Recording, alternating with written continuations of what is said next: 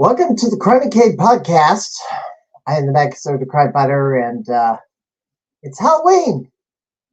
So, dressed up in orange and black for the occasion, and I'm soon to be joined by somebody else in a second, because he's now decided to just, right when I start, work right at my feet. Well, you might as well come up here so everyone can see you on. Oh, he ran. Oh, he didn't want to this time. He thought about it, didn't he? Oh, now he's changed his mind. Now he wants to come up here. Oh, if you're coming up here, get up here. Yes, get up here. Come on. This idiot. Oh, here he is. The most, I guess, the Cody the Crasher, the Crash Cat, likes to crash streams because he wants all the attention because he's a goof. Anyway, yeah, and you attack like a black cat on Halloween, except you're orange. Well, you're a ginger, of course, and you're spoiled rotten as usual. Yeah. All right. Put you down.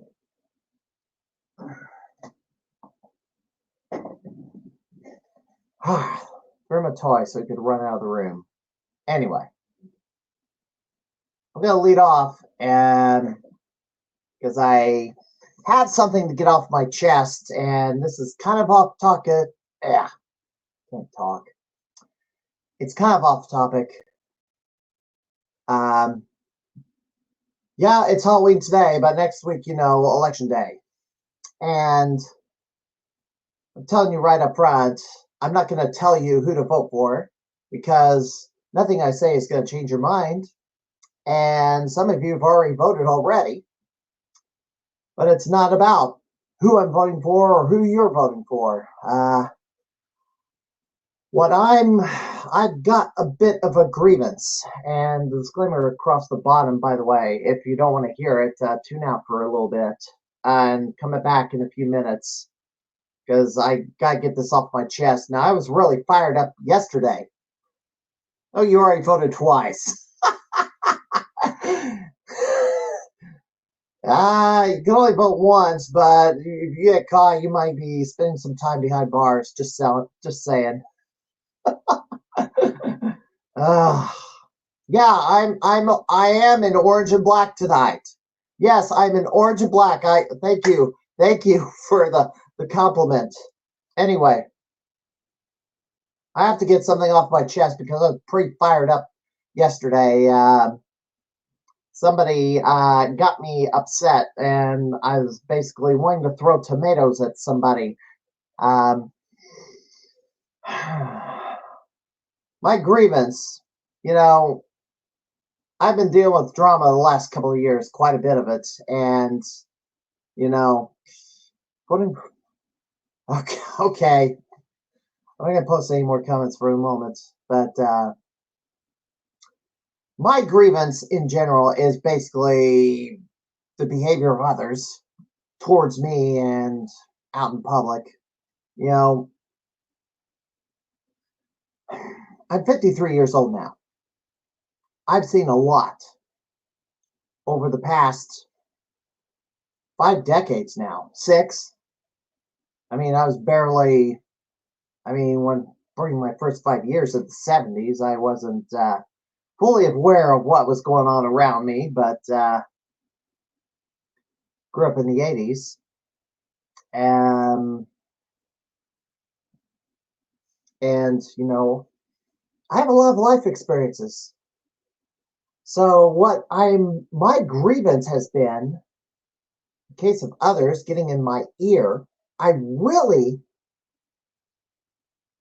what's made me upset are other individuals who have been basically insulting my intelligence, acting as if I'm a complete moron, the gaslighting, the double standards, the selective outrage, acting like you're offended at one thing, but when somebody else does it over here, it's like you have no reaction, or you actually laugh along. You just like pretend to be offended. And then there's people who lie in my face. I don't appreciate that. And yesterday I was like, just for full disclosure, I've got $100 wager on the outcome of the election next week. And they've been trying, the person I have a wager with has been trying so hard to try to get me to change my mind on who I vote for. And it's not going to happen. And plus, the reasoning they're using is like, do I have time? How many hours in a day do I have to go through and point out example after example after example of hypocrisy? I don't have that time. And in the middle of my workday, too. It's ridiculous. Next week, but half of this country is not going to be happy with what the outcome of the election is. People are going to be pissed off, running around screaming bloody murder over the outcome. Which is another thing. If you don't like the outcome of the election next week, that does not give you a license to engage in violence, harass other people, or attack other people, or destroy property. See, I've kept this pretty neutral, don't you? I think you should appreciate that I've kept this pretty neutral. I haven't preached to you. I haven't told you anything about how to vote for or how to conduct yourself. Well, I want civil conduct, that's for sure. I want people to follow the law. I want proper public discourse instead of just screaming bloody murder, calling people names, and I've been called every name in the book. Trashed because I don't think exactly like that. Somebody else. Yeah, I'm calling myself a mad conservative for a reason. Well, I'm a mad conservative for multiple reasons. I'm mad, period. I am mad. Anyway.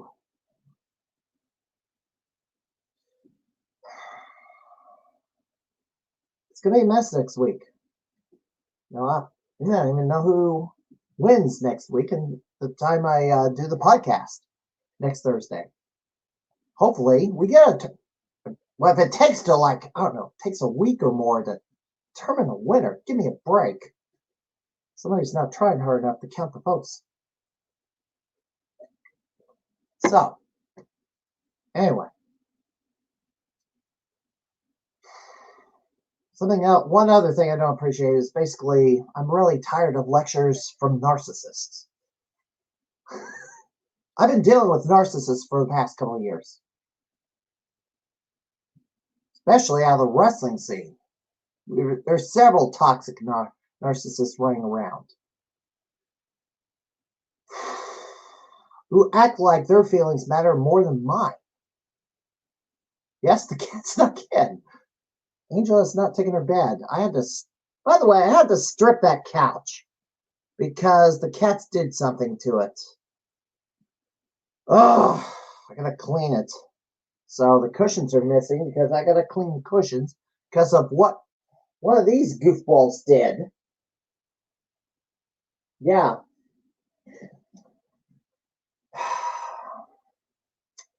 Furniture is not their litter box, and unfortunately, one of these two decided to mark territory, which is why I cannot put a coat laying down on a couch because the cat will jump on it and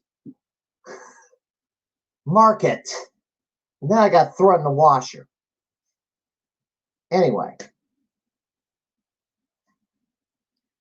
A lot of narcissists running around. And,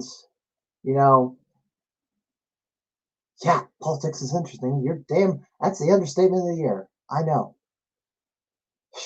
From out of the country, yeah. Anyway, yeah, the kitty done goofed. Of course he did. Of course he did. No, I think it was deliberate. Anyway, yeah, this little goof. Anyway, if you haven't voted, vote next week.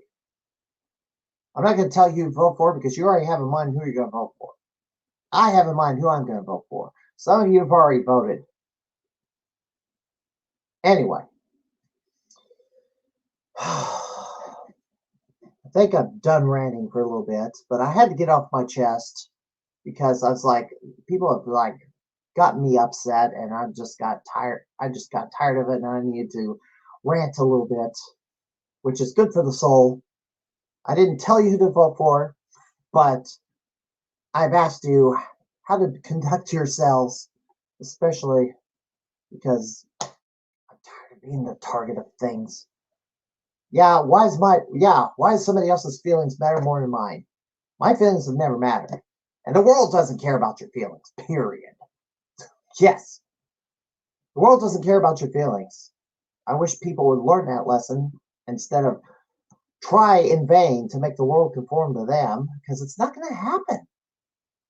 The world's not going to conform to your feelings. I'm sorry. Doesn't matter how big your Twitter following is. You might get some complaints for a while, but things think pendulums swing, and you push the pendulum, you throw the pendulum so hard one direction, it's gonna smack into you harder on the way down. And they're trying everything they can to hold that thing up. Oh, what a mess. What a mess. I don't know about it being a game show, but it's not like The Apprentice. I know that much. Oh. By the way, I see what's going on in the world. I experience it. I don't. Last reminder, don't try to gaslight me. Not only is it not going to work, I'm going to call you out on it every single time you do it.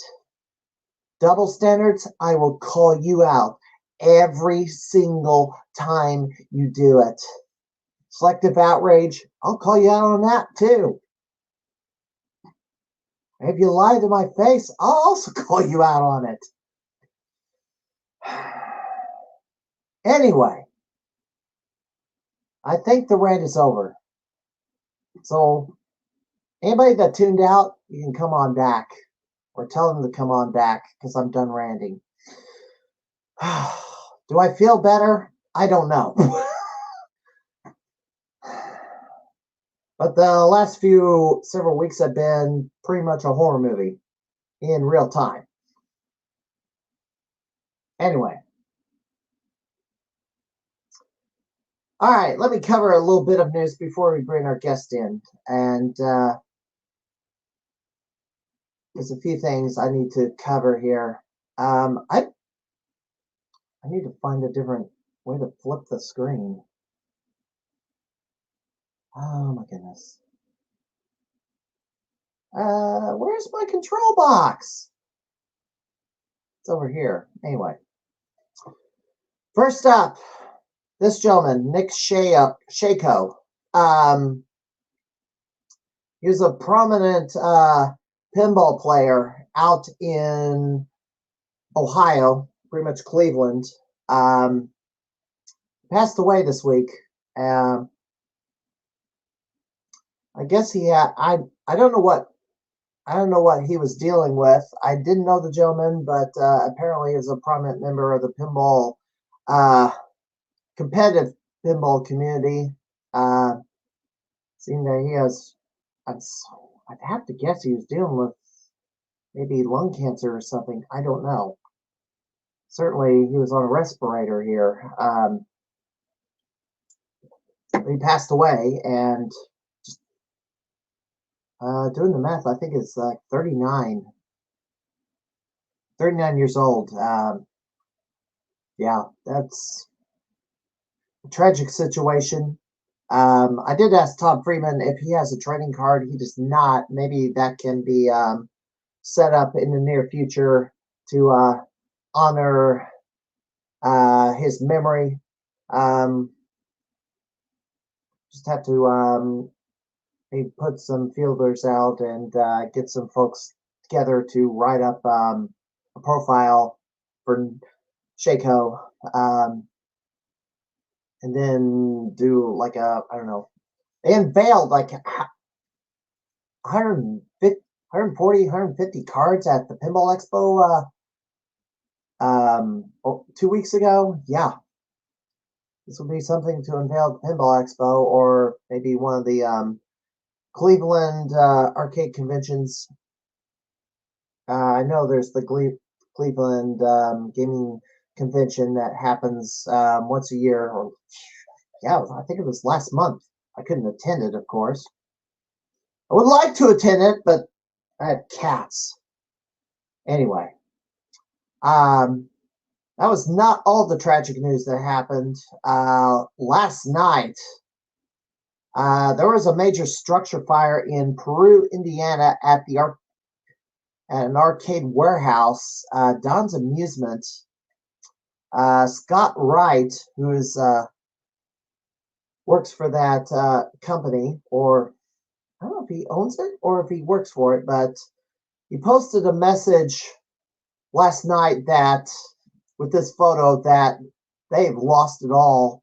And his Facebook page has numerous pictures of what they were selling, and all that was destroyed last night.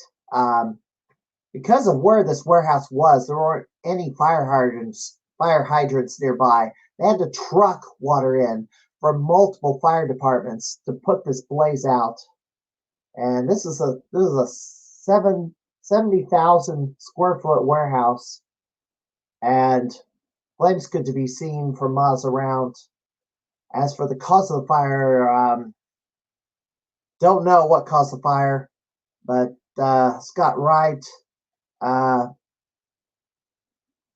thoughts and prayers are with you and the family. That is a horrible. If you're a gamer, I mean, that's horrifying. But of course, lives can't be replaced. Arcade cabinets can be New arcade cabinets can be made and pinball machines, but lives can't be replaced. An individual can't get a one up like a second life. So anyway, yeah, that was horrible. That was horrible. And by the way, there's warnings about fire dangers. Is burning bans have been in place because the winds were whipping up 20, 35 miles per hour yesterday, as it was unseasonably warm, and it's about to the point a lot of stuff is dry. So with the high winds and anything that's burning is going to get carried by the wind and set other things on fire, and stuff can get out of control in a hurry. Now the front has passed through and temperatures have taken a dive. So anyway, horrible situation out in Peru, Indiana. And by the way, Scott Wright, I believe, was the exhibitor at the Pinball Expo this year. I think so, or at least it's been at previous Pinball Expos. Okay, and we're still waiting a decision on this. There's been a lot of debate as to on the lawyers in this case, as to whether they've been basically trying to I don't know, exploit or kind of extract money from the litigants. Yeah, kind of fleecing. There's been a lot of questions about that. Because initially the legal expenses for Carl Jost was like $200,000. Then it suddenly went to $400,000, and then they wanted to add more money to that, and then the judge in the case started questioning, why are they charging so much? And that's not even getting to how much Billy Mitchell's lawyer is. So right now, and yes, the Carl Jobe's lawyer made some critical errors during closing arguments. They had to correct it like hours later.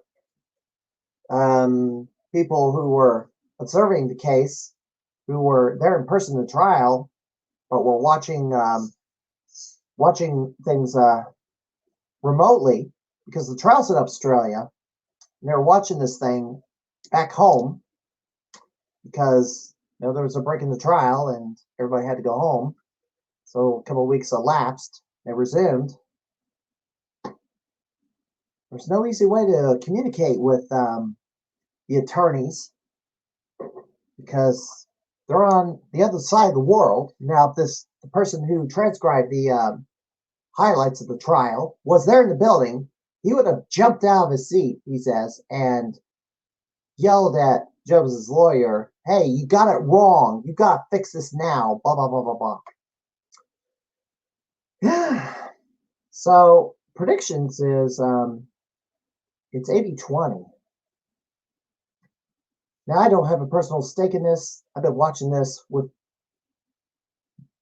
much interest as to what the outcome is going to be.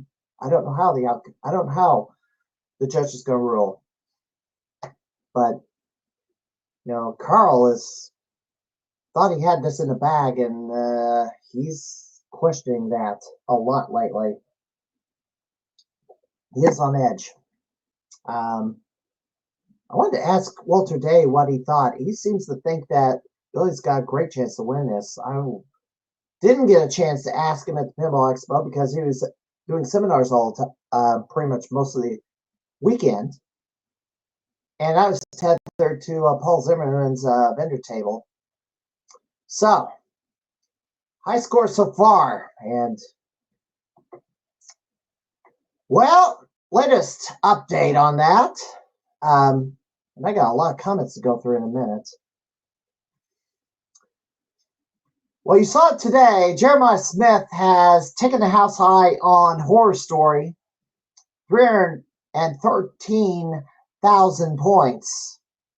That was done today on a live stream, Galloping Ghost this afternoon. Andrew Wasco, somebody beat his spider score and got 170,000. Well, Andrew blew that out of the water because the previous score was done earlier in the week, over the weekend, and Andrew nearly got to 300K. Yeah, Sandy. Cyberlip. Yeah, I'm going to take that score back. It's just a matter of how I'm going to get a 1cc, because a 1cc is going to be required here. Yes, I know. There's challenge cards in a second. We'll deal with it. I haven't forgotten. King Cam, you can say something in the chat. Let me get through this. Get through the preliminaries here. Cyberlip. Yes. Andrew got 1cc, 337,000. There's a lot of room. It just depends on how many danger rooms you get, but also how much of the boss rush you get through before you get to the final boss. And the boss rush is 8 rooms. One of them's a arms refill, but you face the other bosses, but it's kind of semi-random, so you don't know what's behind each door. And if you fight Cyberlip early, you're not getting as many points. Now, the world record on this, there is somebody has toppled 400,000 on this game, so those scores are possible. Okay, the remainder, Air Gallet, and Andrew took that with 404,000. The big one on the bottom, and Make a Retro Man is in the chat. Well, he has upped the Nintendo Campus Challenge world record. He has upped it. What did I do? Type it wrong? Oh, gosh. I got it wrong. I typoed it? Are you serious? Well, I can fix that on the fly. Watch. I'm going to stick that 3 at. There we go.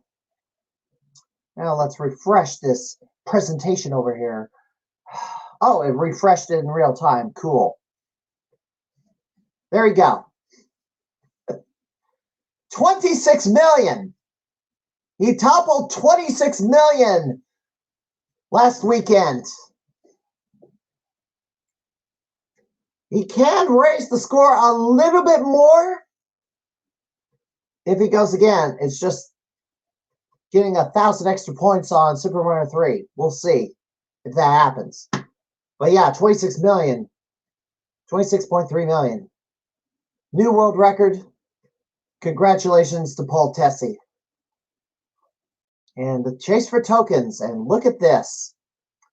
So Andrew is within 50 tokens of catching James White for Professor Token Taker. That's right. Professor Token Taker is in jeopardy. Andrew, that's the last thing that Andrew has to accomplish. He's already the Ghost Rider, but taking the Token Taker spot is the last major frontier for Andrew, besides winning all championships that are out there. And power rankings, end of October, not really much of a change. I'm at 10th place, thank goodness. I'm still hanging on to that. I'd like to go up a little bit. Yeah. And Zaxxon Arcade Wars. Brandon Travis is going to be happy with this one because as of today, somebody came in and up the score for Team GGA and got us back into the lead. Yesterday, Jamie Toots put Underground Retrocade in the lead, but thank you, Joe Dernovich, for getting us back up on top. Looks like we've got it for the month, finally. All right. Our guest is back on the podcast. Now, I'd play the trailer again, but we played it before, and I didn't load it up. But we're already half hour into this thing, and I don't want to do a 3.5 hour podcast tonight. At least not go that long. But we would probably have a lot to cover. So welcome back to the Crimeycade. Is one King Cam Blackman, Brendan Travis. Welcome in. And you're muted. What's up? Now I'm unmuted. Now I'm unmuted. I forgot to hit the switch. Hello, all of you amazing friends. It's been about a half a minute. I know some of you were hanging out with me yesterday when I was playing the closing shift. Let me tell you, it was one for the ages, and those who weren't there for it, you missed out. But yeah, no. Good to be back. I wanted to come back because I know there's a lot of changes surrounding the arcade right now, heading toward the holidays. And I mean a whole lot. Yeah? Yes. Well, I decided, so this is how I kind of wanted to push it. I want to give you control of where we go with this interview. Now, I wrote a few items that you wanted to cover straight up. But after that, it's pretty much, we can talk about whatever you want to talk about. Well, I do like you giving me the driver's seat. This isn't and technically this isn't really my podcast. Hence because the Royal Court cast started about, I think it was like last week? Yes. Last week, I believe. It was last week the Royal Court Cast that started, which I do have more plans for the Royal Court Cast. So hopefully stay tuned for that. I do want to give a shout out to all of the amazing friends I see in there. And yeah, Steve, you got that challenge card. Yeah, we gotta crunch these cards. We gotta crunch these cards. I see Mega Retro Man who that 1991 campus challenge. Is that a score off of what kind of score is that actually? That is the score. What is it? 7 minutes. You got 6 minutes and 21 seconds because there's like breaks in the action. Oh. To score as many points as you can. Wow. So what is it? Is like 5 games or 1 game? No, it's Super Mario 3, Pinbot, and Dr. Mario. The same cartridge that I played back in 91 to win the Geostorm and the tie and the trophy and other things. And you know, it's still to this day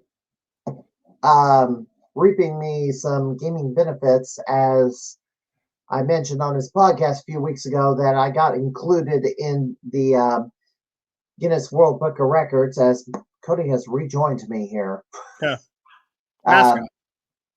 Yeah, I guess mascot. My goodness. But yeah. You know, you were saying though, like, so you got included in the Guinness World Record book. And yes. So, and you brought it on your visit, didn't you? I think I remember. I did bring it the last time I was at the Ghost. I don't have this book in the room. I was gonna say, do you still have it?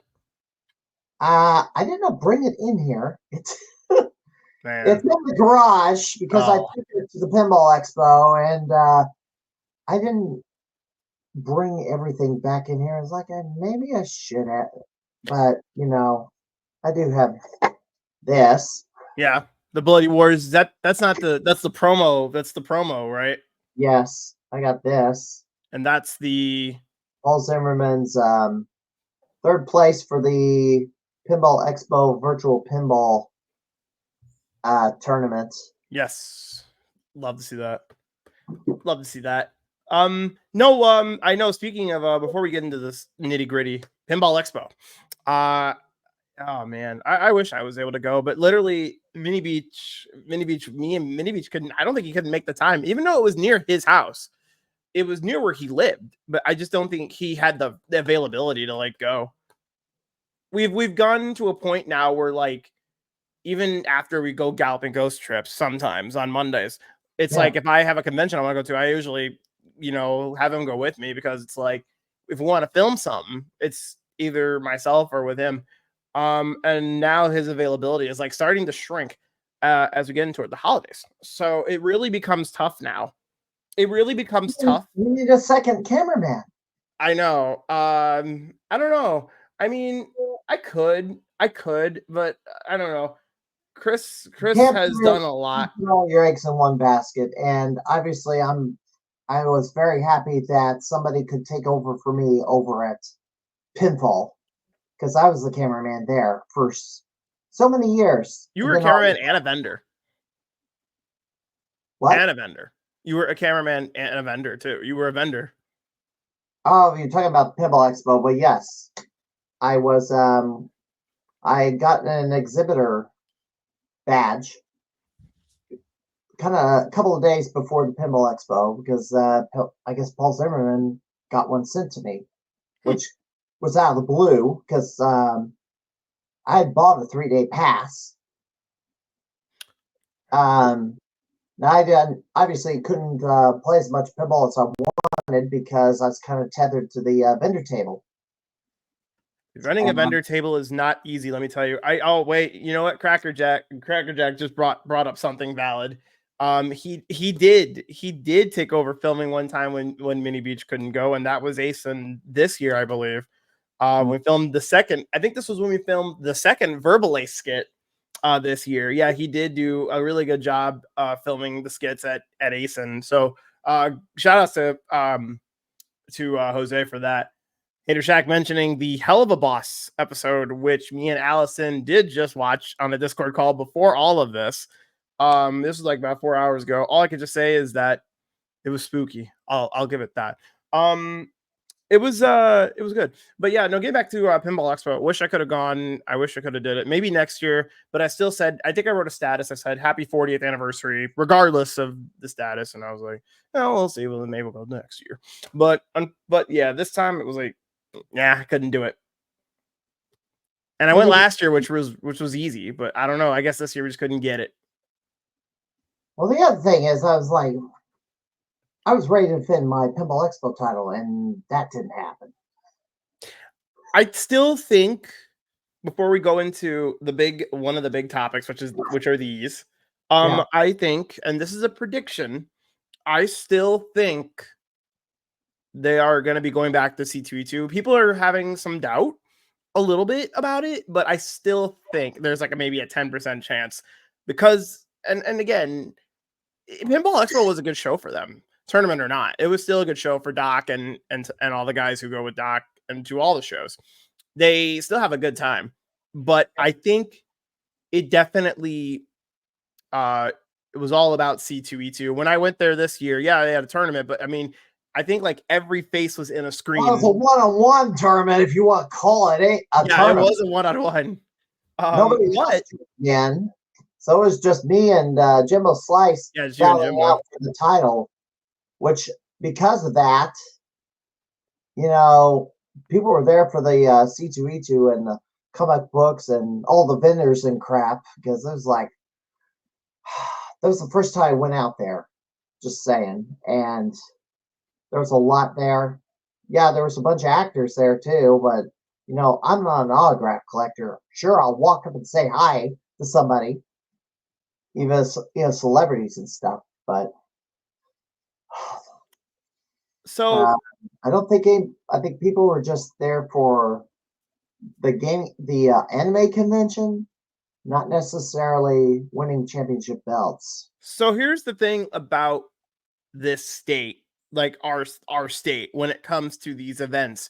Mm-hmm. There are three major factors that the attendees look for, I think, when they go to these shows. And one of them is gaming. The second is costume. And the third is community. Well, I guess I would say community events and panels and stuff like that, like ties into that. But you're looking at gaming and definitely the costume, because a lot of people come up with some crazy costumes, and I've seen it throughout decade of my life. Like on anime conventions, you're going to expect that. Yes. Pinball Expo, a far lesser extent, but there is some going on. Obviously, Bowser was running around the convention floor. I saw that. That was funny. I did see that. Beat me for the title. That was hilarious. I saw like pictures of that floating, and I was like, oh, do they actually have somebody just Bowser is running around the place? And I'm like, oh, I guess they do. It was glorious. That one was good. One of the Flippy characters came by, and I just handed my belt, and I'm gonna drive this cat away. Rallying the keys, he doesn't like that, so that's becoming more effective than the can of air lately. So I don't know, but I think Galloping Ghost, when it comes to them going to events, I think they should still do it regardless of the status of a show, because especially with even Cracker Jack agrees, like the games and the costumes, like it kicks in. I mean, yeah, you still got that competition with the tournaments that they try to put on, but when they don't run the tournaments, they really like when Doc wasn't there on the Friday. I don't think he was there on the Friday on C2E2, but when I was there with Mini Beach, I believe, if Mini Beach is in the chat and can refresh the memory, when we were there, we walked by, and I think like almost everybody was planted in a screen when we walked by that area. It wasn't part of the tournament, but they were planted in that screen. They were there to play the games. They weren't necessarily competing. The competition. Yeah. Which does take a withdrawal away. Yeah. But they're still getting that attention. It takes a lot to get somebody in the competition scene. And that's why I want to start now talking about these. All right. These are probably one of the biggest kickers right now that I think Doc has creatively really, really well come up with right now. That Oh, is. before we dig into that, I need to make a closing point. Oh, go ahead.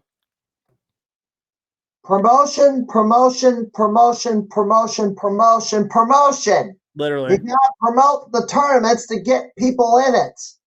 You can't just, it's not like Field of Dreams, you build it and they will come. You gotta promote it. Mm-hmm. And if there's no promotion, people aren't aware of it. And was there any signage? No. There's no sign saying, here are the Kelp and Go C2 E2 tournament for the championship title. No, there wasn't signage saying, oh, we're having a tournament on such and such day and hour. None of that. They, Jim was aware of it. Anybody else? Probably not. No. now that you do say that, oh, Great Aurora! Of course, that's another streaming friend of mine. Shout outs to Great Aurora. She is a great friend. I spoil her a lot. But hello, Great Aurora. I hope you're doing all right. Welcome to the Crimeycade, Stephen Lucas's podcast. He's a former Galloping Ghost Gamer of the Year, and he's been doing this for about a little while, episode 34. But this is my second time being on it, so I hope you enjoy. I actually do have something interesting. I don't want to spoil it. I'll wait until we get to the third topic, but too much spoil. It's unfortunately it's just the trend. I don't know, Aurora. I'm sorry that I can't control my habits. I'm sorry. Anyway, but legitimately, oh, here we go again with this. Oh, Tracy, you're saying King for Gamer of the Year. Oh, can we stop that already? Everybody, okay, we all need to talk about that in a bit. Yeah, we'll talk about that shit. The timing of the spoil comment was funny. Hey, I don't know what I'm saying. But anyway, so okay, look. So the cards, if we can go on to this one. So here's the thing. I think these challenge cards, even though that they are distributed to us, even though these cards are distributed to all of us regulars like you, Jimbo, even Andrew Andrew's got his card. I believe my buddy Jay got his. Who else got one? Cracker Jack has one. Who else got one of these? Do we remember the roster of who? Mossy's got one. Yes. Mossy's got one. I know he did. Who else had one? Casey Spoon got his. Spoon. Got the AAA card. Yes. And completed it. They got second level 2. They already got to level 2? Yes. Wait, who got there? Casey Spoon got to level 2 because he had the AAA card. Oh, he didn't have the personalized card though. No, not yet. But I think that's coming up now, right? That'll be his first level 1 card. Well, if I'm not mistaken. Level 2 because he completed level 1. Ah. Now there's a couple of cards handed out this week. On Monday. Nonetheless, I think these cards are going to be a huge kicker heading toward 2025 because it's something that, in my opinion, I think this is very creative.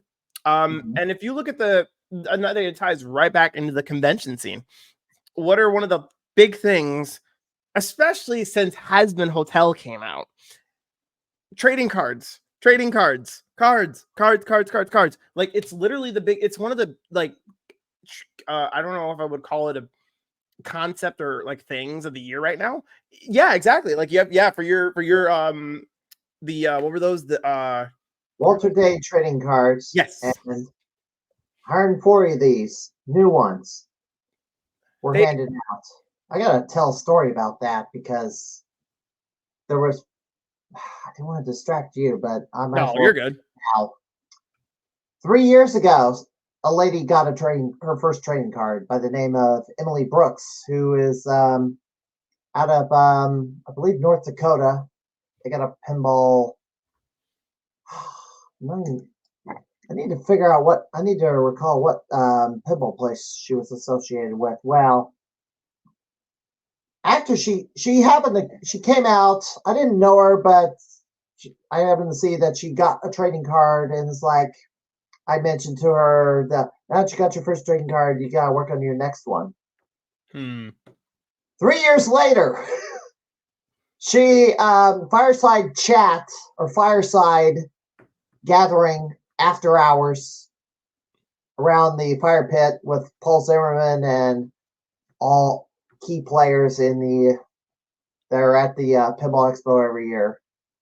But yeah, Zimmerman. It's like if Brian Cullen was available, he would have been there. Todd Tuckey, if he was there at the Pinball Expo, he would have been there. Emily Burke's having to come by, and she was handing out cards, and it's like I mentioned to her, I was like, I recognize her, and it's like, well, you got your second card. And then she, in shock, remembered because I like told her I was the one who told her a few years ago about working on a second card, and she was stunned that I remembered her and she remembered who I was, saying that to her a few years ago, and she was excited. So yeah, that was that was kind of a cool moment. And you thrive on moments like that, and because you never know if it's going to happen to you or how you'll affect from it. So it's definitely one of those like you never honestly know anymore, which is nice. So I'm glad that she did get that moment. I'm really glad she did get that moment. But yeah, no, I think, and this is another prediction about these things, though. Yeah, I think these cards could have a tie-in to the Gamer of the Year pick. Don't get me wrong; they are going to focus on T20 and everything else. But I think doubt it. How many levels can you complete over the course of the year? Now I can only chase these when I'm there at the arcade. Now I haven't been up there. Well, I've been up there since I got the card. Now I did pop in for a couple of hours after the Pinball Expo because I wanted to take Castle of Dragon back and fell like 1,200 points short. But I thought I was going to get it right away, and it's like, okay, it's now more time has elapsed. It's like,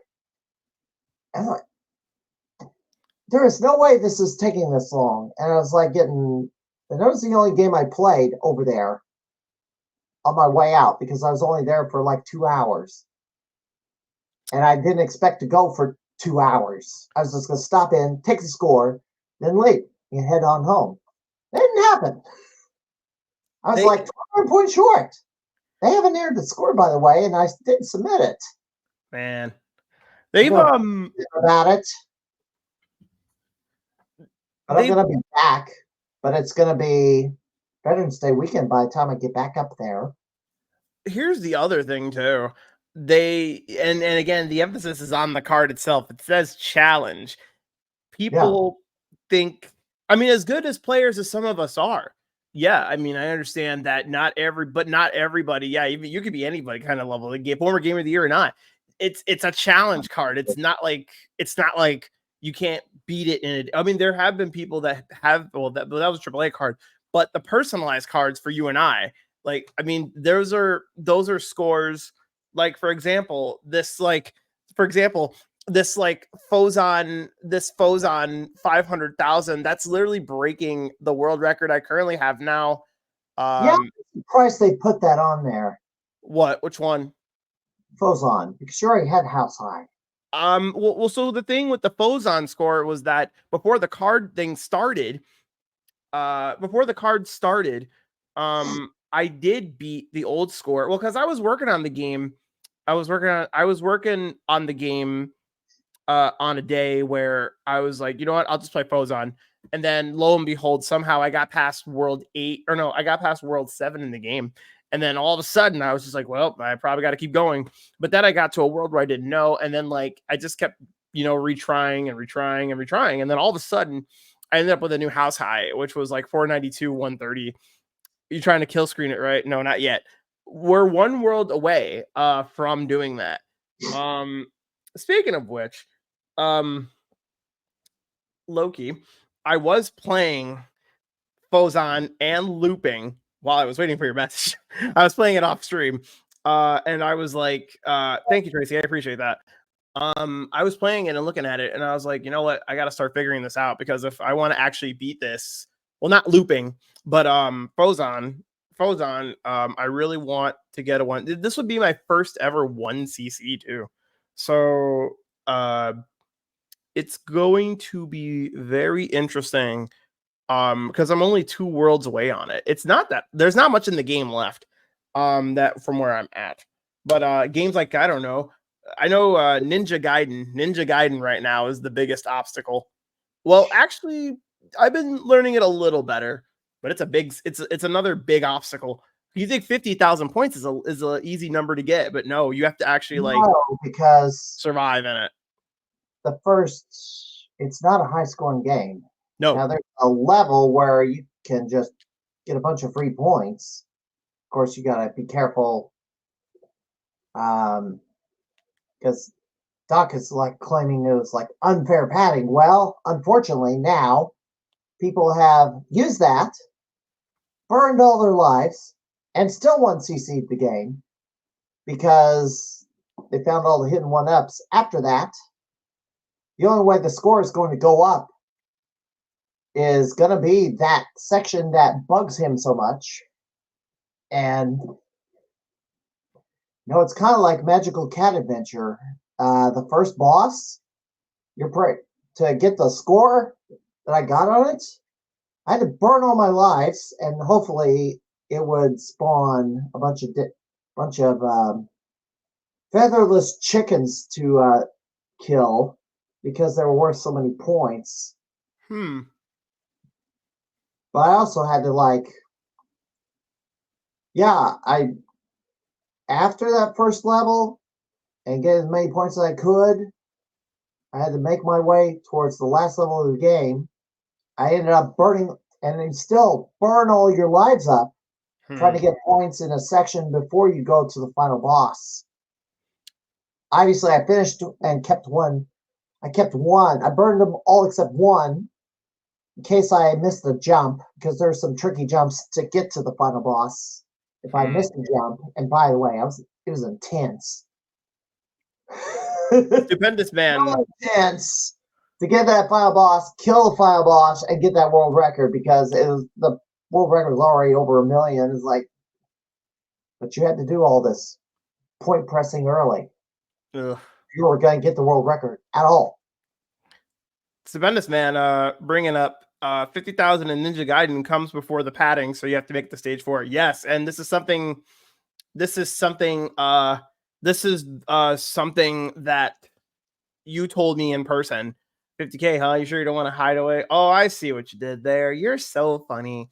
Anyways, back to Stupendous, man. So, the 50K, oh my god, I almost said it. The 50,000 in Ninja Gaiden. Yeah, it does. You do need to get to stage 4, because he told me that in person one day. I saw him, and he was like, it's not gonna be easy either, because like there's a lot of garbage in the way that you have to get through, like 3 stages full.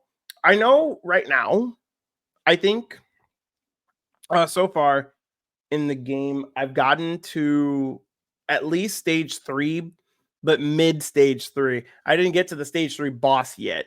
I found a strategy for stage 2 that I know I wanted to work on when I go back there tomorrow, because yeah, definitely a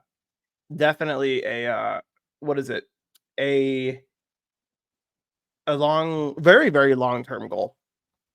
Hater Shack mentioning looping, but someone named David Teehee held the WR at, what does it say? 1 million? Is that 1,469,970 points? Is that a 1 mil score? I don't know. That's a giant score for looping. Well, that's Speaking of I know. looping, The problem is towards the end of the level, and it's like you're having to bounce off things. And then I have the ColecoVision version of looping is easier to play than the arcade because it's slower. But you know, I don't have the home version of looping. I had it. I had a ColecoVision on loan and a bunch of cartridges, and I played through them and then returned when I was done. But yes, I played looping back then, but that was a long time ago. Looping is a very, again, the game is very well. Basically, well, actually, so I played it earlier. And if you want, I could try. Because I've never tried this before. I do want to show off what I kind of figured out. I was able to. I have a way to screen share if I can. I could show off what I did found. Well, here it is. Let me share screen and now let's get the window up. That's if you guys want to see that. I don't know. If you want to do it, go ahead. Yeah, we'll do it after. Here, I can try to see if I can do it. Here, let me see. But oh yeah, there it is. Yes. 1983. Wait, what's the year? Was it recorded back then? I doubt it. 1983, 720. How did they do it? And there was a fight for the score, apparently. Look at that. You look at that. The previous score was like another, there's like 3 scores over 1 million here. Back in 83. I don't know where these people are. And they said it's undisputed, so I don't know.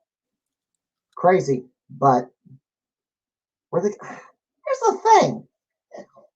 Were players back then much better than we are? The players of today? I don't know, man. I really do not know, because there are scores sitting on Twin Galaxies from these years, and I'm like, 1983 was like so many years ago. Like how I don't know. How were you able to? I don't know. Maybe you're able to videotape it. I don't know. But it's just like, how are they able to validate that from so long ago? It's like order, but those had to be super expensive. Yeah, I was gonna say it wasn't probably easy. It wasn't easy to like, what is it? It was never easy to record games back in like the early times. Like it really was not. So I don't know how people are able to do it. It's bizarre. But yeah, I do want to show off what I did find in looping. Something that I didn't learn at T20. If you can hit present from your end, and then yeah, I'm gonna try it. See, the thing is, I have 2 screens. So I didn't do this on the last time I was here. What's up? You can share a screen or a window, either way. Yeah, I'm gonna try to I'm gonna go for it. You're gonna see my here we go. There it is. So what you're currently looking at, well, in the background was the game I played a little while ago, 5 Hearts Under One Roof. But I'm gonna see if I can try to alt enter. Yeah. Okay. So pretty much what I've learned from this game was by the way, this is on my computer, by the way, not so what I learned was that when I first played it at T20, I did not have a clue. Oh, by the way, make sure I just want to make what's up? Yeah, it's just up and down movement. It's not left to right. No, it was basically, I'm gonna turn this down just for safety as well, just in case we don't have any you don't have any echo. Yeah, I cannot lower the volume. I can kill the volume, but that's it. Okay. I just want to make sure there's no echo, because I did this on the Royal Courtcast too when I played Jackbox. So this is the second time I've done it with a MAME. So I just want to make sure that the there's no audio kaput. But anyway, so here we go. This is what I've pretty much picked up on ever since Monday, and I didn't play this on my stream at this week. So Y'all are getting kind of like White. What? He took on this game. We thought it was in his wheelhouse, and he proceeded to goose egg his first play to the shock of everyone. You know what? Before I do hit start, yeah, that did hit me too. When oh, I can't look up. Anyway, when what was it? When Jimbo played and he got 0, I was shocked. But then he redeemed. He got points in the end. Got points on his second playthrough by crashing into an enemy. If he didn't got points in the end, he would have gotten goose egged again. All right, here we go. All right. So anyway, so pretty much as follows. All you have to do. Oh wait. Oh, that was wrong. Yeah, it's just this. Wait. Oh. Hold on. That was also wrong. That was wrong. But you saw what I was going for. Yes, I did that eventually. It's just a matter of lining it up. You have to line it up very precisely. And if you don't get it, you're pretty much screwed. Like, I got that one wrong. See, I did this earlier. Before you hit the terminal. Let's see. I'm gonna try it again. Nope. Lined up. It's very close. Nope. All right, come on. There we go. And yeah, you see it. Pull away. You literally just boom, boom, boom, boom, all the way down. Straight down. But when you open it, I believe you're supposed to switch gears though. When you open it, and the pipe mates get out. But so wait, so yeah, I think it's supposed to you forgot to pull up. So I guess like when you're supposed to, because nobody on stream Monday actually got past this section. Go ahead and do it again. I got it. It was really honestly though a number one. You know what? Here we go. Let me try it again. Nope. That was really bad. Nope. It was also really bad. Come on. Oh my god. Oh god. I think it's nope. So I messed up. But yeah, it's really tricky, like sometimes getting that little like middle area. It is a little tough. You have to be actually very precise. You have it. Like that one was an inch off. One hit more. No.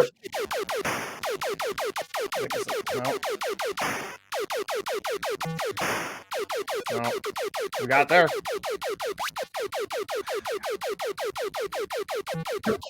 Oh yeah.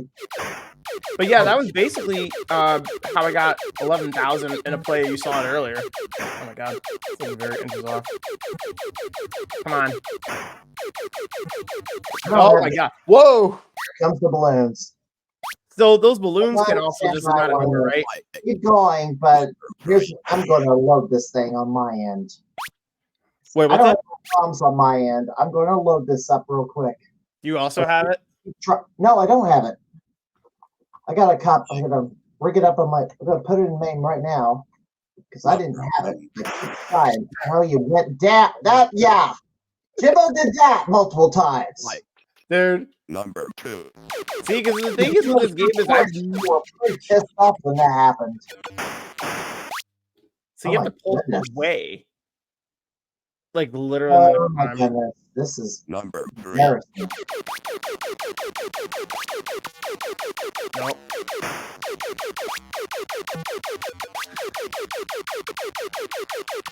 Bro, I'm telling you guys, whoever gets the WR in this eventually, kudos to them.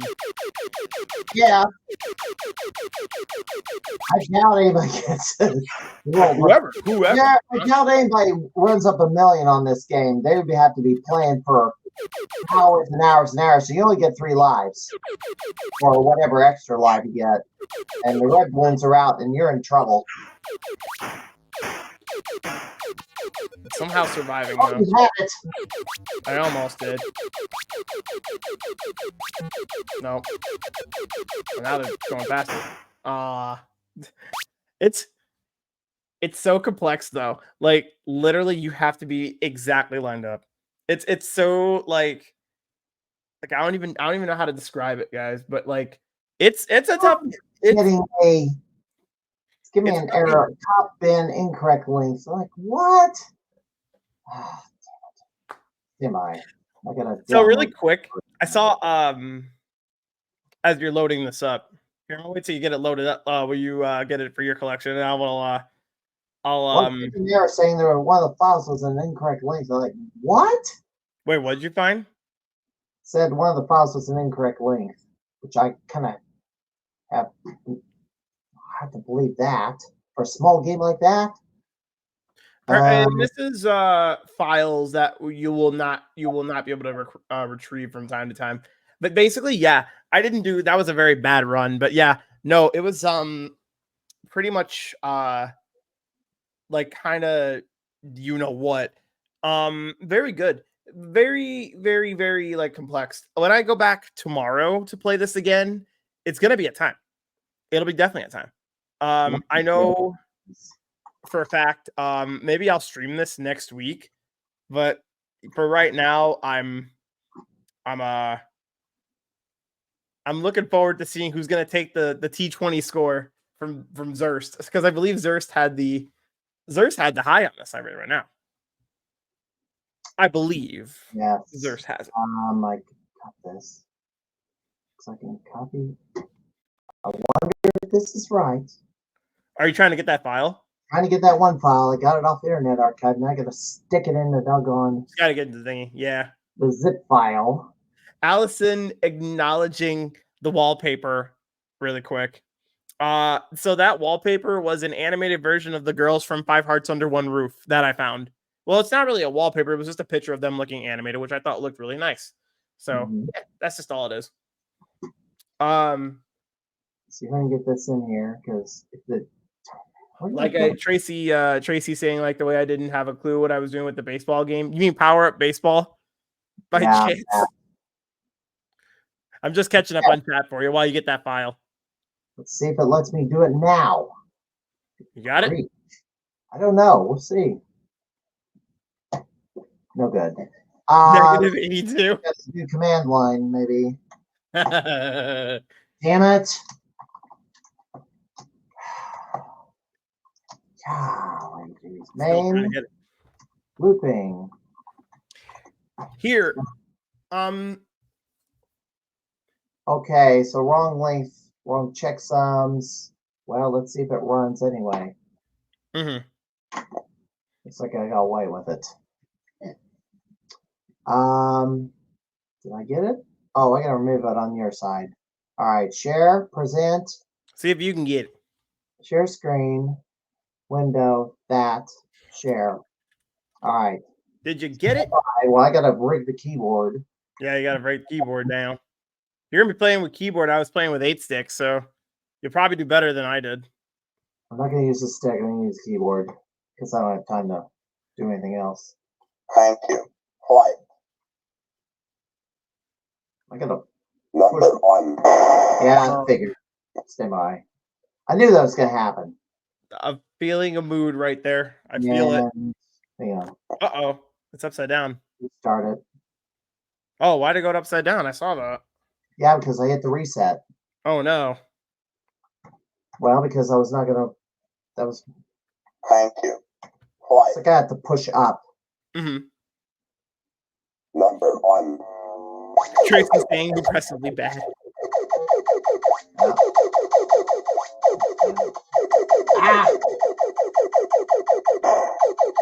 The road to the house high of this game is going to be interesting. Who's going to get there first? It's going to be an interesting time. Got it. Well, we already got it already.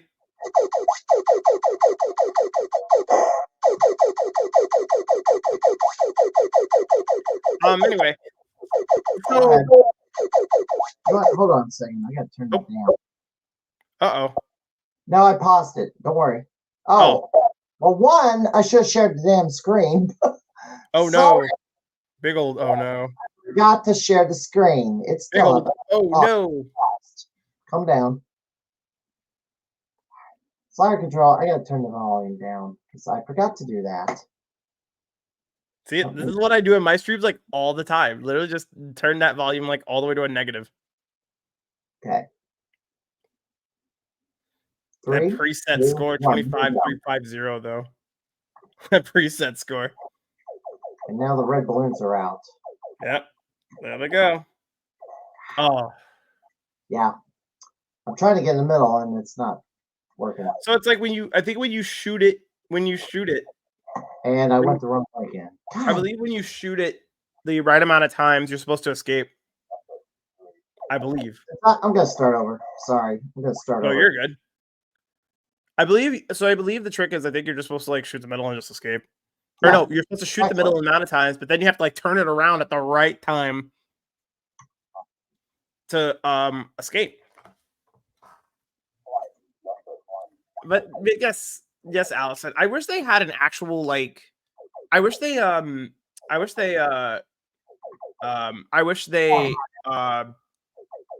made a more complex wallpaper for that. For 5 hearts under one roof. I wish. The keyword is I wish. Oops, I had it. There you go. Yeah. Oh. There we go. I got in the middle. Oh, yeah. 99 red balloons. Ooh. Speeding up. Oh. I'm going to get it. I'm going to get it. It's because nobody did it on the Galloping Ghost stream, which was surprising. I thought Doc would keep going until somebody got it. Oh, there it is. Almost had it. One more. Almost. Nope. Nope. Yeah. We out of lives. One dot. No, I'm not out of lives. One more flight. And I went. Gosh, I keep thinking, pull down because I'm pulling up. I gotta do one. It really is. Yeah. No. Honestly, the road to whoever gets this house high, I'm telling you. Yeah. Well, I believe Zeus has the house high. Well, Andrew will definitely play this. Like that. And now it's open, but I crashed. All that right. means you got in. Through. So now the pipe maze is open. Well, that means I believe you got in. Yeah, good luck. Yeah, the pipe maze is not great either. Mm-hmm. And I just screwed up again. I'm the reason why I'm having problems. People are thinking it's the control scheme for a plane. Nope. And it's not. And I keep thinking I'm watching it. No, no, it's because again, the game the controls are meant for an old airplane, I believe. Oh, if really? I'm not mistaken. They're meant for like an old airplane. Almost had it right there off the bat. There we go. Right, now I gotta go through here, right? Yeah. Jeez. Oh. And hit the ceiling. You got it, but you got in though. I got in. You don't even have to worry about destroying that first terminal. I already destroyed it. Yeah, you just go past it, right? Yeah, just go past it.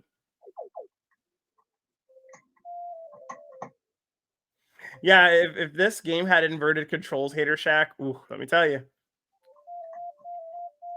And not enough. Why don't we got one more? There you go. One more thing. But, well, at least you nobody got that far. Nobody got this far in the stream, which was it's like yelling at it's like nobody stated it. Well, again though, when games in T20 don't appear until now, because you never know when they're gonna appear, it's like well, you never know when or where. Oops. My bad. Like, I was like acting like the thing that was already open. Dummy. Yeah, my dumb.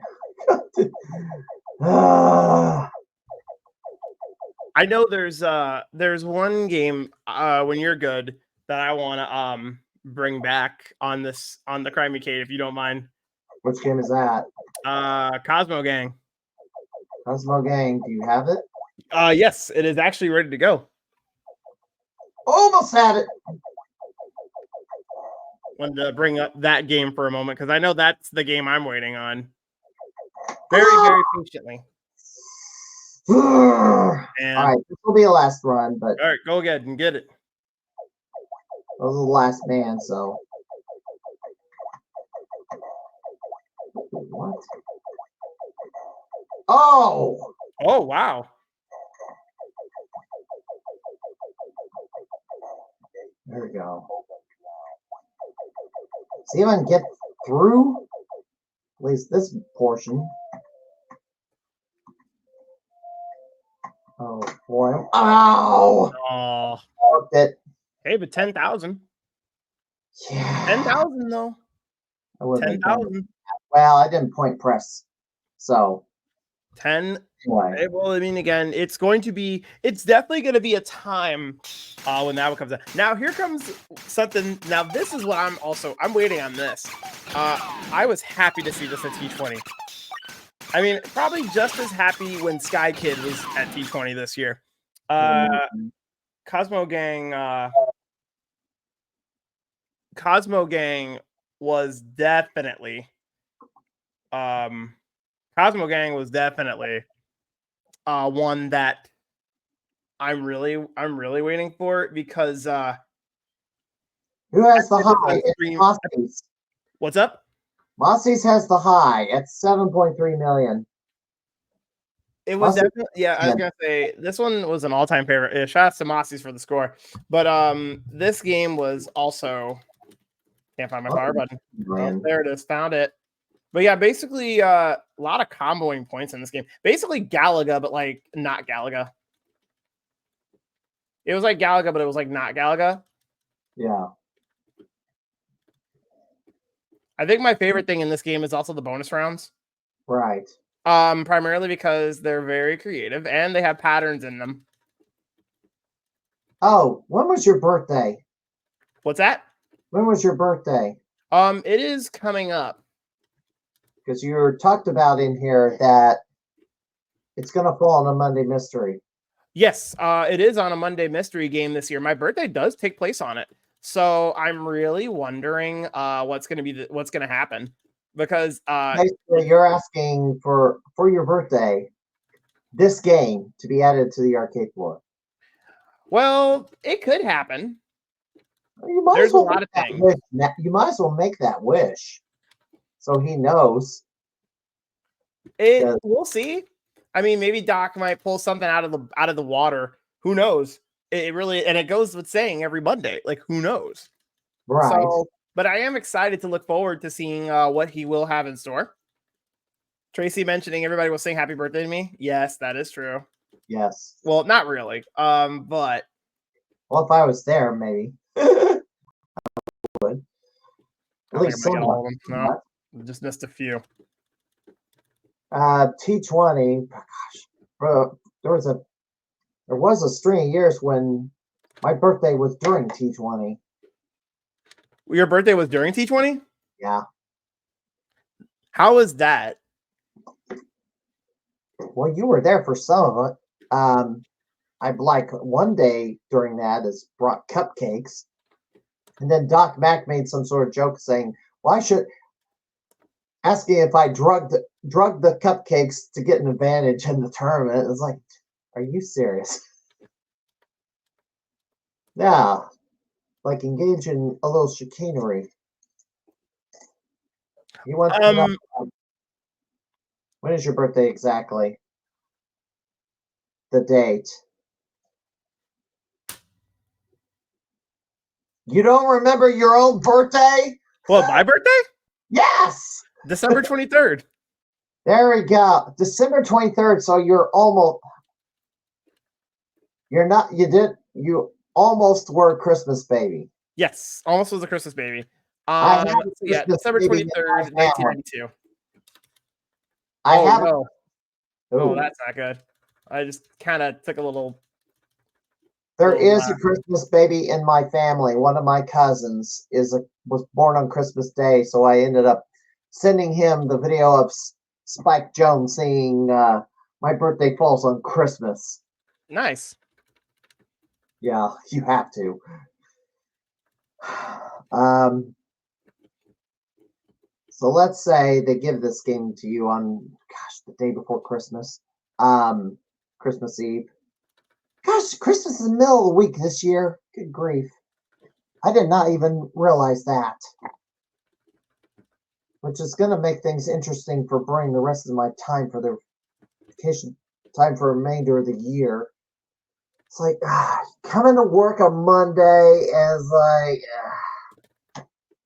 places closing early on Christmas Eve. Then you have Christmas on Wednesday. And they're like, you go back to work on the 26th and the 27th. Like, you can't travel anywhere. It's like, you have to go the weekend and do all the gift giving on, I don't know, the 21st and the 22nd, like the first day of winter, or do it the weekend in between Christmas and New Year's. Yeah. Yeah, no, oh, wow. Wow. There's not a day where Galloping Ghost is ever closed. The only time that Galloping Ghost Arcade was ever closed was during the pandemic. Yeah, that was only the one time, I believe, if I'm not mistaken. That was the only time. Got hit. Now, if there was a major power failure and power was out for like long term in Brookfield, then yeah, it would be close too, because you have no power, you can't play the games. When they did close, when I did hear about that they closed during the pandemic, I was like, man, that's some Everybody was forced to close. Everybody, without exception. it was a crazy time back then. Yeah, and it did nothing to slow the spread. It was a crazy time back then. But they were able to recover after that, which was ridiculous. I was glad they were able to recover. They were able to recover, which was insanely crazy. That would have been horrifying. Yeah, 8 months. That's ridiculous. Arcade Club was closed for 8 months. And by the way, I think early on when I started this podcast, it was like anniversary came up with like a few episodes in, and somebody threw a fit because I decided to rant about it. Which, when I started this podcast today, I had to put that disclaimer on the bottom. Next March, I am going to rant about it again because it'll be the 5th anniversary, and there's a lot of people who have to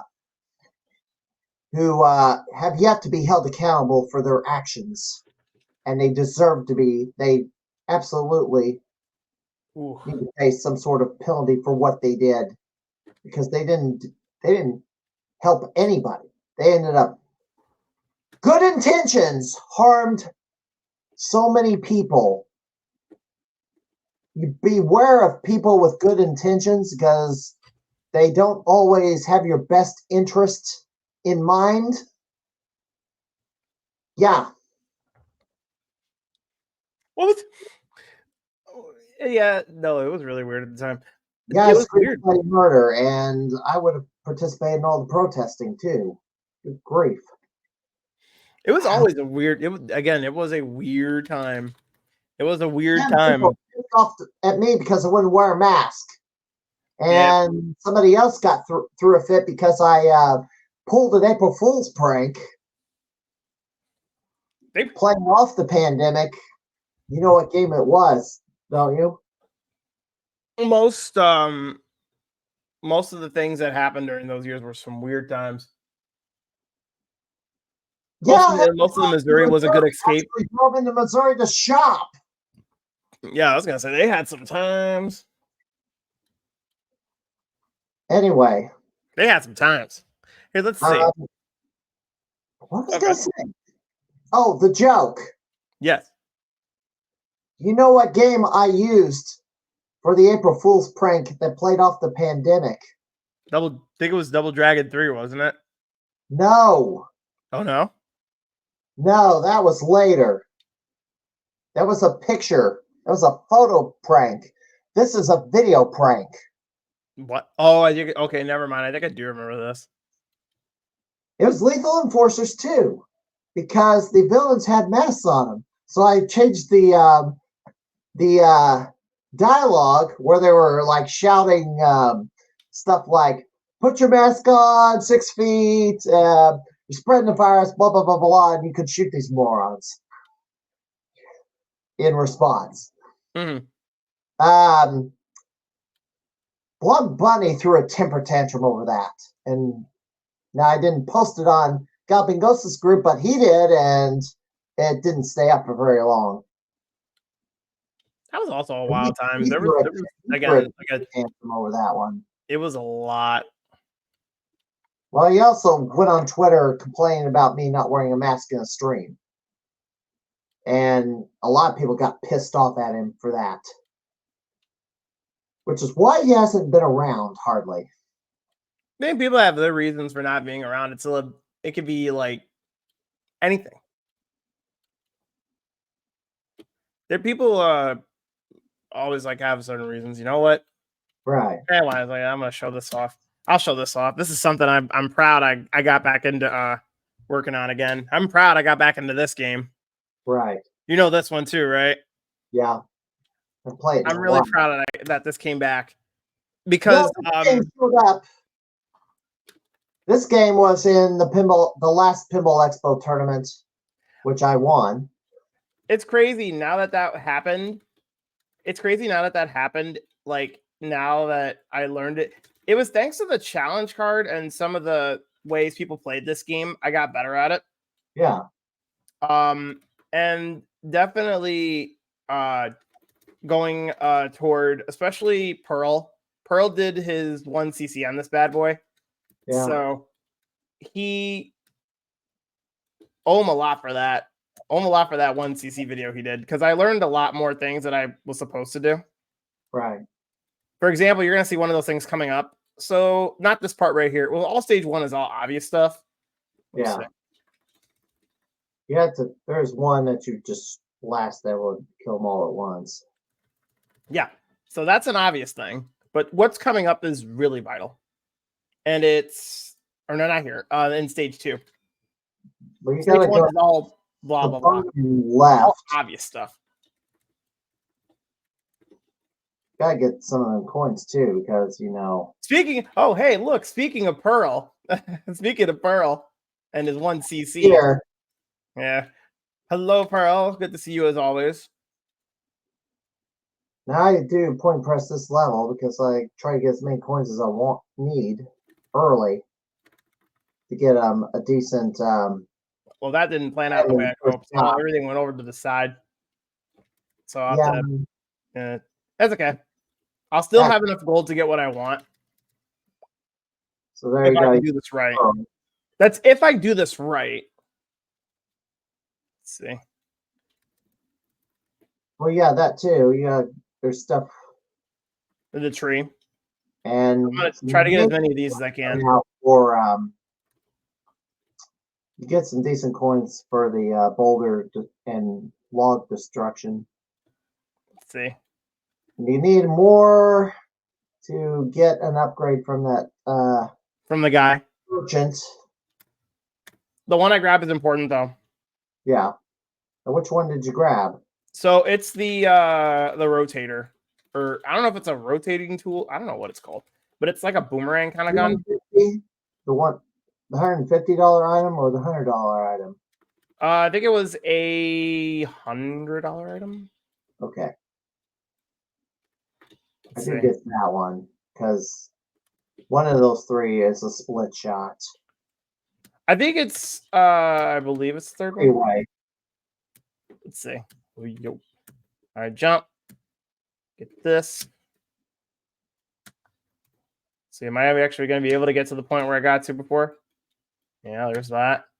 Now, normally right here, I would go for the back weapon, actually. Yeah, there's a weapon behind the building. Yeah, the back weapon. Kill those doggone monkeys. These monkeys. Oh, here comes the twisty boomerang thing. All right, see if we can get that weapon in the back. Oh, it went into the door. That's okay.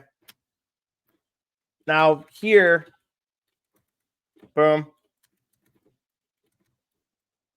Try not to use much of that. The mini Valkyries really helped on that first boss. I believe that's part of the Yeah, one. you gotta use it. You gotta use it. But I try to conserve those. Because in the Yeah. one CC that Pearl does, he really does do a lot of magic conserving. He really does. It Yeah, really but in the first level, you recover some of those magic things. Oh, no, I didn't want to do that. That was wrong. It was a little early. Well, you got the money. Oh, I do, but I usually I skip that one. at least I'd get some coins here and then backtrack a little bit. Okay, you're going this way. Yeah, it's I a different route. I go the right. You'll see why this pays off, though. What'd you get? So those guys will come out. One more should come out. Well, there's other. Yeah, if I go the other way, there's an award that way too. Are you not? Okay, that was really smooth.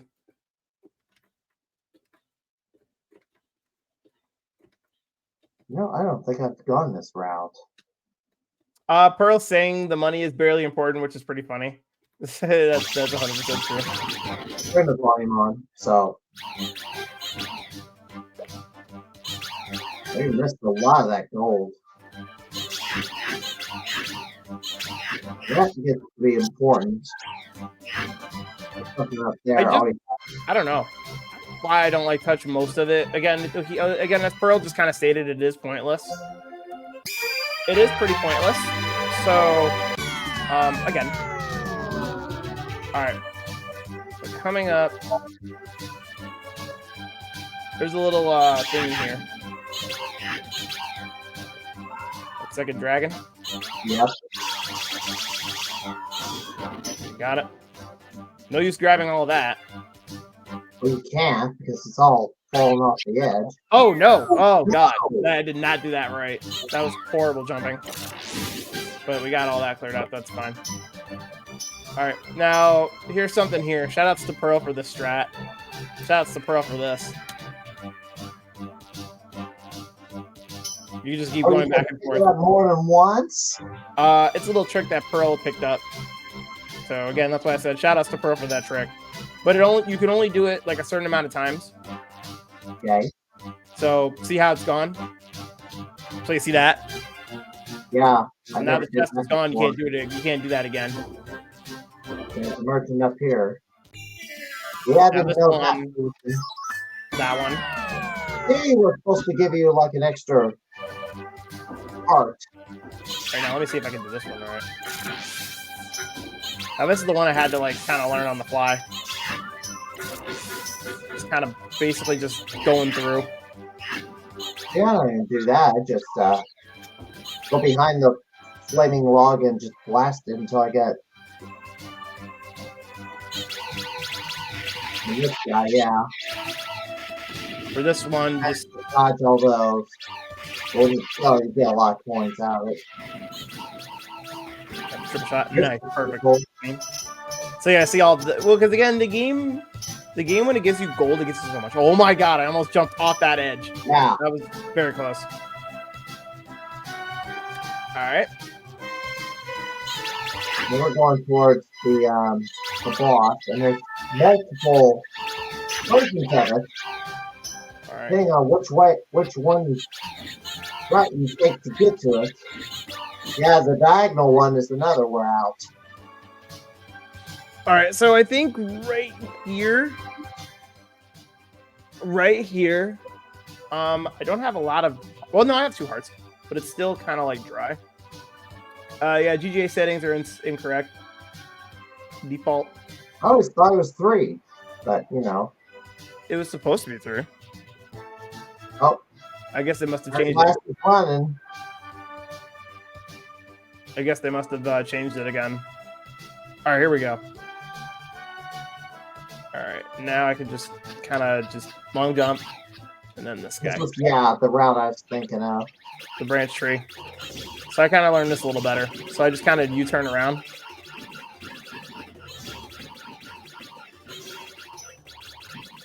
Ooh, Yeah, a lot of money. a lot of money out there, but yeah, again. Oh, What? I got the 3 branches, so that's not good. Yeah, you gotta watch out for that. I can just kind of go around. Oh, okay. Now this may not be okay because I got the what's it called before Got it. the sing. Got Oh, it. okay. So that probably did not go the way I'd hoped, but it's still countable. Yeah. That I don't think that didn't actually go the way I wanted it to go, but again, oh, there we go. All right. Now it becomes tricky. Yeah.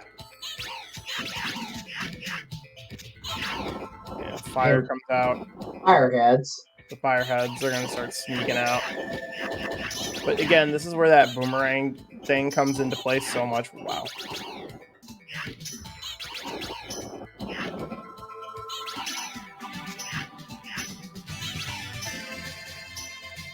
Now this part. Yeah, there's a couple of routes to take. You could go up this way. So I go this way right here. Check this out. I have found this. This is one route to go. You get something else if you go a different route. Yes, that is true. You do get, well, I think you're supposed to get like another item if you take that right turn that I just passed. It looks like you can take the right turn. Oh, I don't know if there was an item that way. That's what I was trying to conclude. I don't think it's that way. That blue chest is a trap. Yeah, that blue chest, the blue chest is the trick. Oh boy. I was very close. I need to be a little conservative.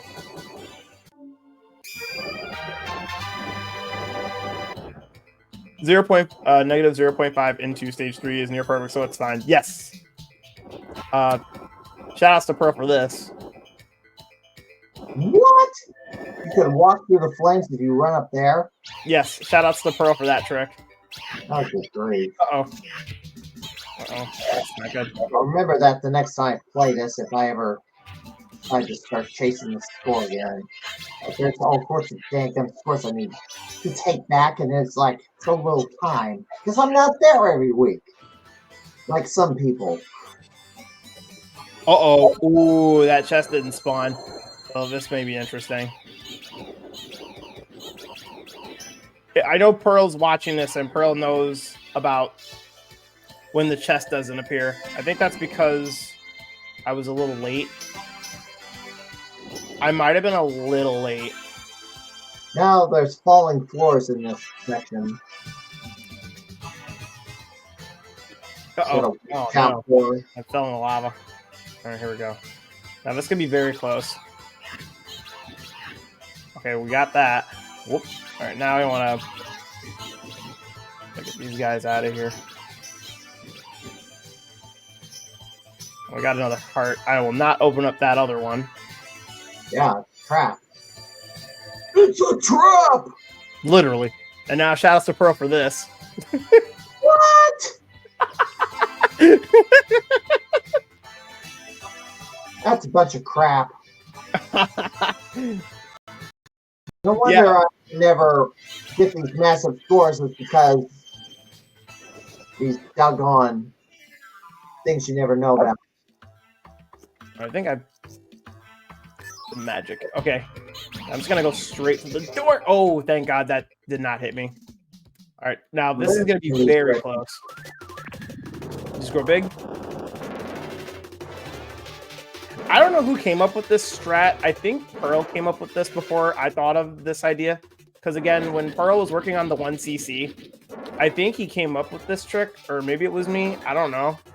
I just thought it was very... Usually when I'm fighting this boss, I'm like running to the left or the right. Oh, you got it. Literally, all you have to do is just turn into the big, and then that's it. If you get big. All right, now coming up is one of the most struggling parts of the game. The dreaded question. Yeah, I know.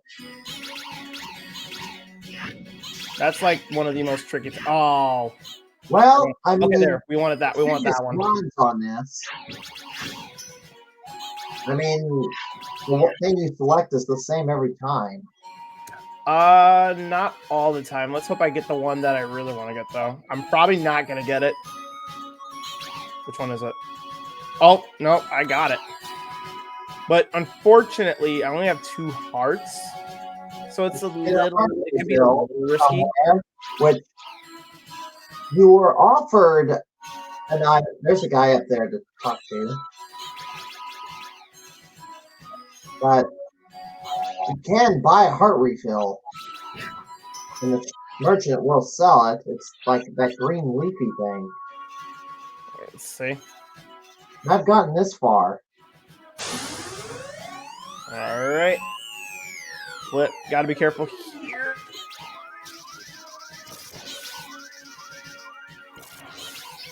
Oh, man. They were right on top of me. Oh, it's gone big, maybe. They were right on top of me. So this is very, very close. Nothing here. They were right on top of me when they hit me. So this could be very close. I got to be careful. Ooh. That was a risky jump.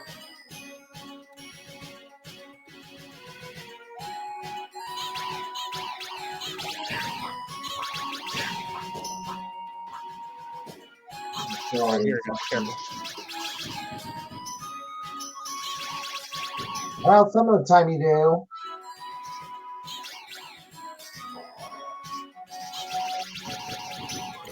Uh-oh. Oh, I used the I held the button for too long and used the magic. That was very bad. 3 cyclones is more efficient. Yes. That is true.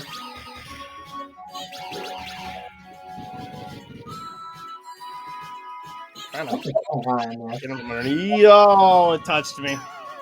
Got me. It just edged me. It just edged me. Yeah. I was gonna say, yeah, that's basically pretty much a gist of what I kind of knew.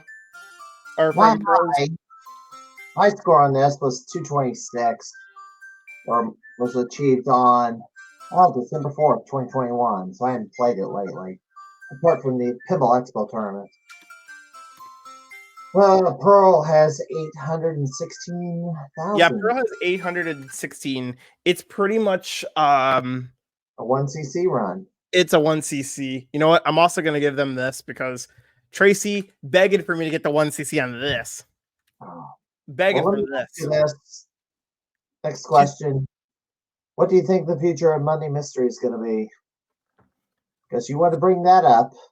I do, as I'm about to start a quick little play of this. Okay. Honestly, the future of the Monday Mystery games are going to be very different. It's now that we have hit, I really do wonder how it's going to be since we've hit game 1000 now, with Road Blaster being there, and the fact that the arcade really doesn't have much space. I don't know how. Floor. Huh? Till they build another floor. Yeah, it really does. It is going to depend on that second floor now, because to me, I don't know. I don't know how Doc's. I'm pretty sure he's going to have a plan of some kind. We don't know what the plan is yet. But I think it's going to be interesting heading toward another maybe 300 or 200 games that are going to be unveiled on Monday Mystery. Honestly, if I can be real before I play Phozon, I can't imagine a Monday where I don't go to the arcade and see what a new game is, especially since that they keep getting more games in the vaults because they want to keep unveiling stuff. But the problem is they're out of space. Well, the other option is games get retired, and they've had some games in the first couple of years on the arcade floor that they do not have now, that they pulled them from the lineup, and those have not returned. You know, it used to be on those achievement books. The achievement books, which they brought back. Those, yeah. Simpsons Bowling was on there. Bowling a Perfect Game was an achievement. I tried to get that. I kept rolling 279 a lot of times. Because I couldn't get 12 strikes in a row. Now, maybe the next time I do it, it's going to be, I play a 4-player game, and that way I don't have to, start over. And it's like, if I one of the four has to hit 300. So again, That's up on one player. I don't have to roll 12 strikes in a row. I could crap out on, let's say I botch player 2. I can botch. I can roll back to player 2 and botch that, but still roll that perfect strike. For player 1 and try to get all with 12 in a row. But they pulled it off the arcade floor. I don't know if they're ever going to get it back. It really just kind of depends on. It really just kind of depends on, like, I guess in my mind, what's well again they're really starting to combine cabinets now.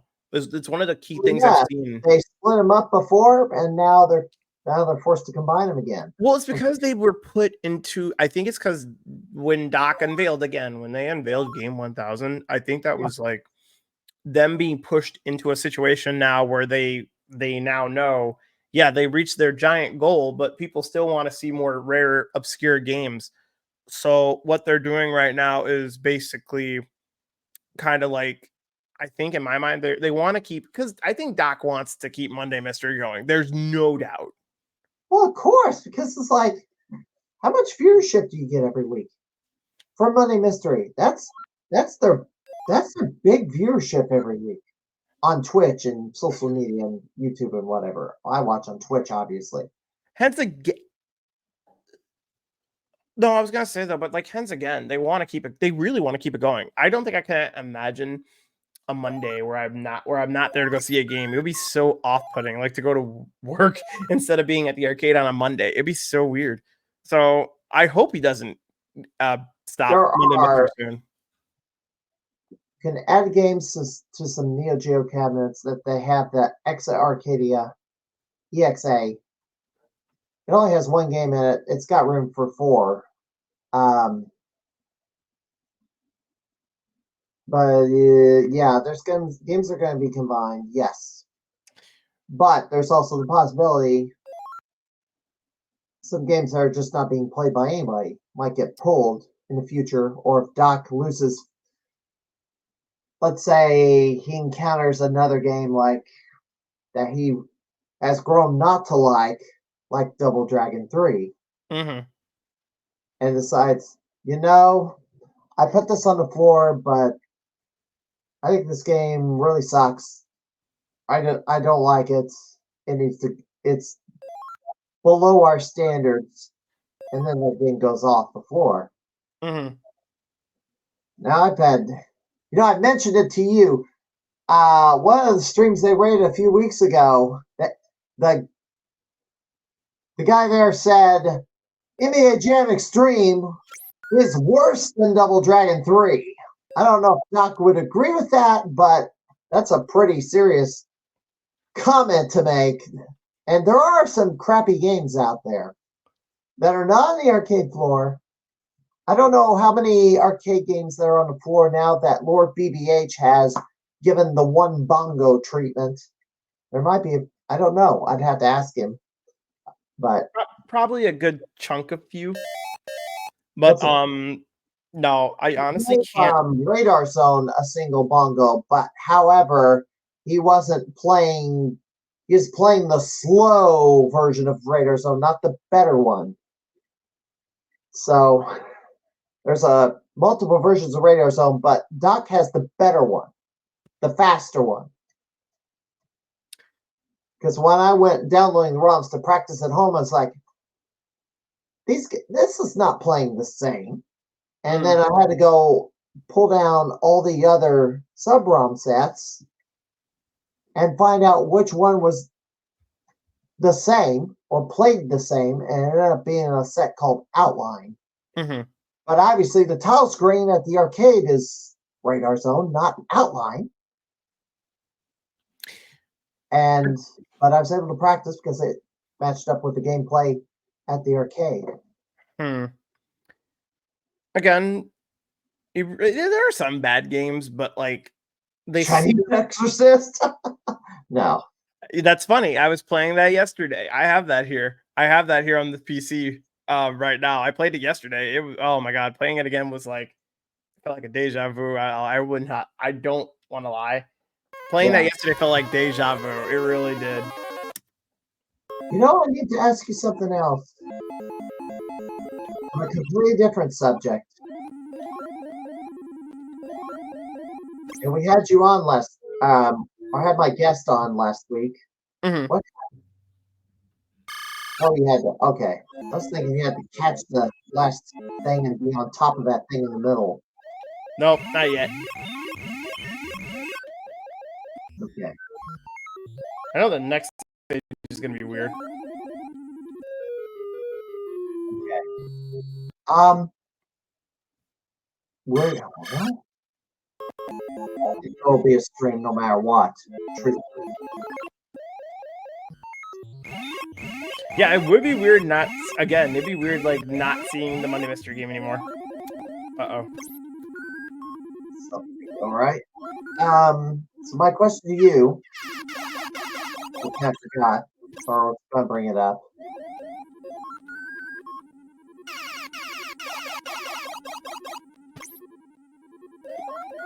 Well, this is getting a little intense. Nope. Nope. No, you're good. No, you're good. I'm talking about that. Like, that was not gonna happen. Winners and losers last week. Oh yeah, those the what was the gentleman's name who was on there with you? He was The host of the Arcade Animals game show, which I have auditioned for. Yeah, we talked quite a while. It was supposed to be two guests. The owner of the B&B was supposed to join us, but he had a family thing going, so he couldn't join us. But not to worry, we had all the action we wanted with Moody, talking about the game show and the Airbnb and stuff. What did you have to say about it? What did you think? what, for the gentleman who did Arcade Animals? Yes, and the setup they've got. It's a really good setup. I mean, again, remember they have the actual like machines and stuff to do that. So Right. I don't have that. I'm Well, yeah. grateful that Doc lets me film King's Carnivalcade and Galloping Ghost whenever I can. It's because I don't film it constantly. Right. So I'm really grateful that he lets me, continue to do that. And I want to do more King's Carnivalcade. There's a lot of things I want to do. I want to do more King's Carnivalcade. For sure. But yeah, he was a great gentleman, but he's definitely got something going on too, with that show. And I would love to, be a part of that one day in the future. It just depends on the when and where. You gotta call that number and leave a promo. Leave a promo, yeah. Use it, because they used mine. They definitely used mine because it was that good. Not perfect, but it was good. But yeah, I would love to be a part of it one day in the future. I just gotta, cut a decent promo, probably why I should be on it, and then, bam, I could probably have the matter. Whoa. What you gotta do is Okay. Write down what you want to say, and rehearse it a little bit. Do a quick run through. I don't know, but yeah, we will honestly see. Uh-oh. Oh, I'm not gonna get that. Missed it. It's okay. It's okay. I don't think this is gonna be a perfect run. Playing this at home on the MAME system, on the MAME emulators, is a little tricky as opposed to playing it on the arcade. Because remember, it's not the same as the actual cabinet. Right. Ooh, that was close. But yeah, Arcade Animals is really good. I really hope, well, for them. I hope they do more of that in the future. I don't know if I can cut a good promo and have it be on their show, but I will definitely. I've heard some of the others, and yes, I think you got a good chance. You just gotta do it. The thing is with me is like I've never really cut too many. I don't know. I've never really cut too many promos. You see how I do it, and I have no trouble doing it. I don't know. And I have the wrestling business rub off on me for that. I don't know. I've just never done much promo cutting in my time. I think I honestly just kind of just did what I did. But I mean, people have seen my videos and how I've handled and rocked the microphone and what I've done, all that. Like, people have seen it. Right. So yeah, no, maybe I could probably do it. I've just never considered it. I don't know. Well, here's another question for you. So, not every guest from Galloping Ghosts I've asked since the Gamer of the Year ceremonies. Yeah, this is gonna be. Yeah, I'm gonna bring up that topic again. Gamer of the Year. What is your, how do you feel about it? Because there's a lot of chatter about it. Oh, Zurst winning again? Getting it twice in a row. So here's the whole thing about that. And the thing is, I've talked to Zurst a couple of times. Zurst, I will say it first and foremost.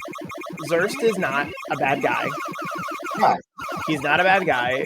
He's just good. It's the same thing with a lot of these games, with a lot of these like talented players. Like you got yourself, you got Andrew, Pearl, Zurst, Kiwi, like all of these guys. They're good. And Zurst is like cracked good. Like, he's really good. People are saying, "Oh, Zurst is getting away with it," and I'm like, no, he's just good. He's just good. Like, Zurst has that same power as Andrew. Like, I was gonna go for a thing, but I didn't get it. Zurst he's just good. Like, there's honestly no other answer I can give. And even Doc said it best himself. Like, Zurst is good. He's really good. Like, oh shoot, messed up. No, Zurst is like, he's just really good. Like, there's really no other excuse or answer other than that. So for him winning Gamer of the Year twice in a row, even though there were a good chunk of people cheering me on, which I do appreciate you guys doing that. Thank you for cheering me on during that T20 weekend on Saturday this year. But I mean, sometimes it's the man's decision himself. He picks who he picks for Gamer of the Year, and he looks at everything. He literally does, and I think it was just based off of the competition this year, and Zurst definitely brought a lot of that to the plate. I unfortunately did not, because I was just there to play for casual. Right. But yeah, when it came to Zurst got the job done. Now, here's the other question. Okay. Oh, it ran out of time. No, there wasn't a timer. I ran out of pieces. Oh, okay. So go ahead.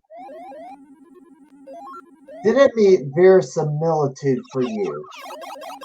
And when I say verisimilitude, the term means, or the word means, plausible believability. When the term was used, participated in some sort of Monday Mystery Dinner, it was like kind of Old West stuff, kind of an Old West theme. Well, that word got used during, I was given lines to read. And there were some words on that page that I was supposed to read. And I was like, what's this word? What's this word? And I had to look it up. One of those words was verisimilitude. And after I found out what it stood for, I stuck that word in my back pocket. And what happened there? One of the molecule pieces that are very strong hit me, and it split the whole shape of what I was building into like a big old section. This game is brutal. But yeah, you were saying. You were saying. So I kept the word verisimilitude in my back pocket because pro wrestling is heavily, everything depends in pro wrestling on verisimilitude, plausible believability. If it's not plausibly believable, then you got a problem. You lose the pants. So the question is, was Thirst winning Gamer of the Year twice? I can understand it's believable the first time, but was it plausible the second time around? Knowing what Doc has said in the past about what he's looking for and what he said in the past about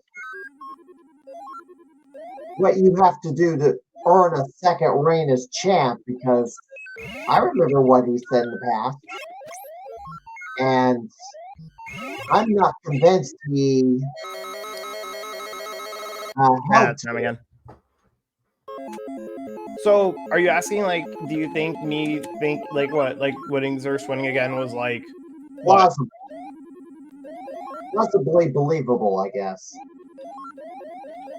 I mean, again, when everybody heard the announcement that day, there were people that were not a fan of it, and there were people that were like, "Oh, that kind of seems like the right decision." I mean, honestly, again, it just goes right back to it. Like I said, like when the man's making the decisions, it's his place, it's his community. So as long as he's got the keys to the kingdom, it's what he says goes. I mean, so I know like to pick award winners, and it's not easy.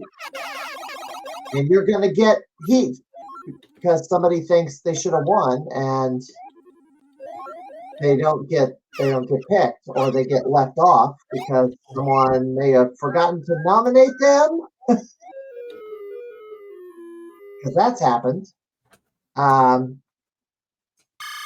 Yeah, we gave out awards for Best of Central Illinois, wrestlers, tag teams, promotions, feuds, etc. And there are people who griped about what was chosen.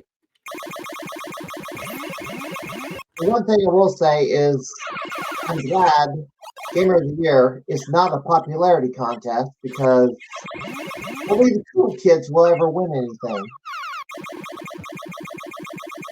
I mean, no matter how many times people like cheer for me, I mean, I appreciate all of the cheering and support, but at the end of it all, it'll be a long road. It'll be a long road to getting Gamer of the Year for me, because I have to worry about. Oh, here's the thing. For me, I need to work. Oh, this is gonna be hard. I hate this world. For me, ooh, thank God I grabbed that quickly in the nick of time. For me, I can't come to the arc. I mean, just like you said, like you can only make so much time to come out here. I can only make so much time. But you also can every week. I can't. It'd be a horrible run. I only can make so much time. You did better. I can't score this much. This is not an easy game. So again, with me in this game, I've been playing this since I was like 13. So I was following the story of this game when I was like a little kid. Namco Museum Volume 3 on PlayStation 1 was how I found out about it. And then I've been learning it like ever since then. There is one last game I will show off before I end the screen share, and then we'll finish up the rest of the interview because I know it is getting late. And this is actually the game I would love for my birthday. Okay. And many of those folks know what game it is. Oh, this. Mm-hmm. So this is on those arcade one-ups. Mm-hmm. So I know. But there is a board of this. There is a board of this. Yeah, of course. There is a board. Someone has it. Yes. But I really want Doc to get this game because, again, he's gotten Phozon, he's gotten Toy Pop, two of the most very obscure Namco games, and Shadowland is also another one. Now that I really think about it. But again, I want him to get this. Like if this appears on my birthday, which I don't think is a guarantee. This isn't going to be. I don't want to say it's like a guarantee. It will, but I would love We'll see. Pearl, I mentioned this game to Pearl, and Pearl thinks this wouldn't appear at T20 because it's too low. It's too low. I don't know. I don't remember what Pearl told me. I think it's too low scoring. He said. I don't remember what he told me about it because I mentioned it to him when Sky Kid came up. Yeah, because I certainly didn't. I think it was because I think Pearl said it was too slow. I don't remember what he said. I said that, yes. They think it's too slow until you get the speed up boost. But the thing, yeah, it's to get the speed up shoe. But the thing is, with this game, though, sword. All right. With this game, though, everything you have to do requires a certain thing to get. So, one CC requirement of this game, you need to get like everything. You have to get like every item. Now, this is gonna be close to the first stage. Oh. Yeah, this was a pain to figure out. Yeah, the first stage is always going to be a pain because you start very slow. And I think this is one of the reasons why many people hated the game, because you just start out very, very slow. Right. And that's why people didn't want to give it a chance. But then, and I didn't want to give it a chance either until I started learning it myself, like behind the scenes. And then that's when I went, oh, well, we can do that. Or you can do that. And then you got the speed shoes and you can go, oh, that's how you go faster. Because let's be real. The problem was. Well, let's be real here, though. So, what you had to do on each level to get the special item. You have to kill so many slimes on this level to get the item chest to appear. Yes, you have to get that, the first chest. Or the pickaxe. Like you missed it. But I haven't like studied the game enough to learn where all of the things are. Tracy, again, with the king of the game, king for gamer of the year. Than just 2. You need to kill like 3 or 4 to get the item chest to appear. Okay, this one might be a good one because the black slimes are right there. Right. Excuse me. The black slimes are at that top right there, so this could actually be really, really good. Because in this level, all you need to do is just kill 2 of them and you can get the speed shoes. Right. You want to make sure they're really close to you, though. Let's see if... At that one. Right, here we go. So we're going to go get the second one. Nice. There it is. There it is. So that's going to be the speed shoe power-up. And... You didn't have to search the maze for it. No. It didn't spawn that far away because of where I started the level at. So, because treasure chest will appear wherever the what's called is. So now I'm really fast. Okay, so now I can just zoom through this, get that, and then get out. And when that timer gets down, fireballs start roaming in the maze. Yes, fireballs are going to start coming up and out of nowhere. And it's going to happen. It should start happening like very soon. Oh yeah, here it comes. Here it comes. Let's see, I think I'm going to get out before it... well, that one spawned on the right. Hater Shack mentioning the anime version of Drauga as well. Yeah, there is an anime for this. I don't know how I feel about it, though. I don't know how you feel about a Hater Shack, but I think it's an okay anime. It's okay. I didn't expect them to do it. And I don't know if it actually follows the game's lore. I'm going to try something here. Let's see if this works. Nope. Okay, that worked. I would usually get the night potion to get through, but yeah. But yeah, this is pretty much be the only way you can get points in this game. That's literally the only way. At least in my opinion, so far that's from what I know. Now let's start the mage. You don't get the item in each maze, and you can't complete the game. The mage is going to start to appear. Yeah. Oh wow, I got that one. I believe. All right, the bell. I forgot what the bell does. I think it lets you know which direction the key's in. I believe that's what it does. It's not ringing. Oh, I got it. Nice. Got the mage that was spawning. The next one's gonna have like 5 mages though spawning inside. Okay, I gotta make or break. This is gonna be very, very tight. This is gonna be very, very tight to escape. First level, you get the prize is the pickaxe, which allows you to break a wall Mm-hmm. and take a shortcut through the maze. However, you only have so many uses of it.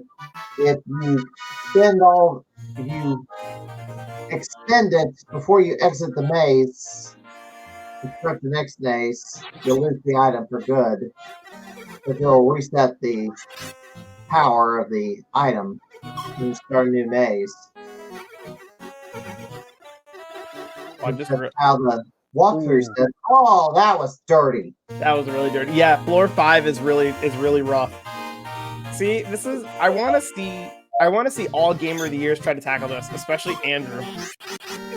And you'd probably tackle it probably run through it like a knife through butter, hot knife through butter.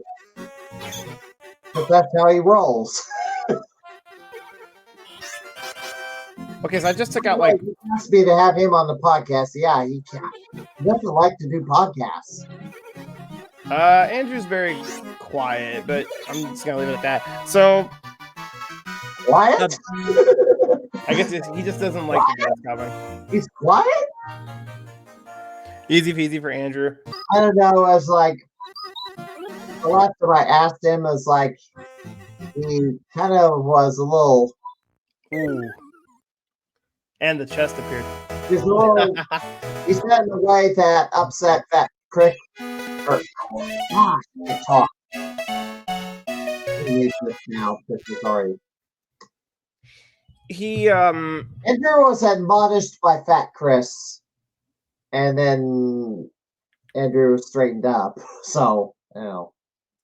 He well, I don't know. He likes to keep to himself. Some people just have that kind of like, thing with them. Yeah, so I can understand that because, we all have our little quirks.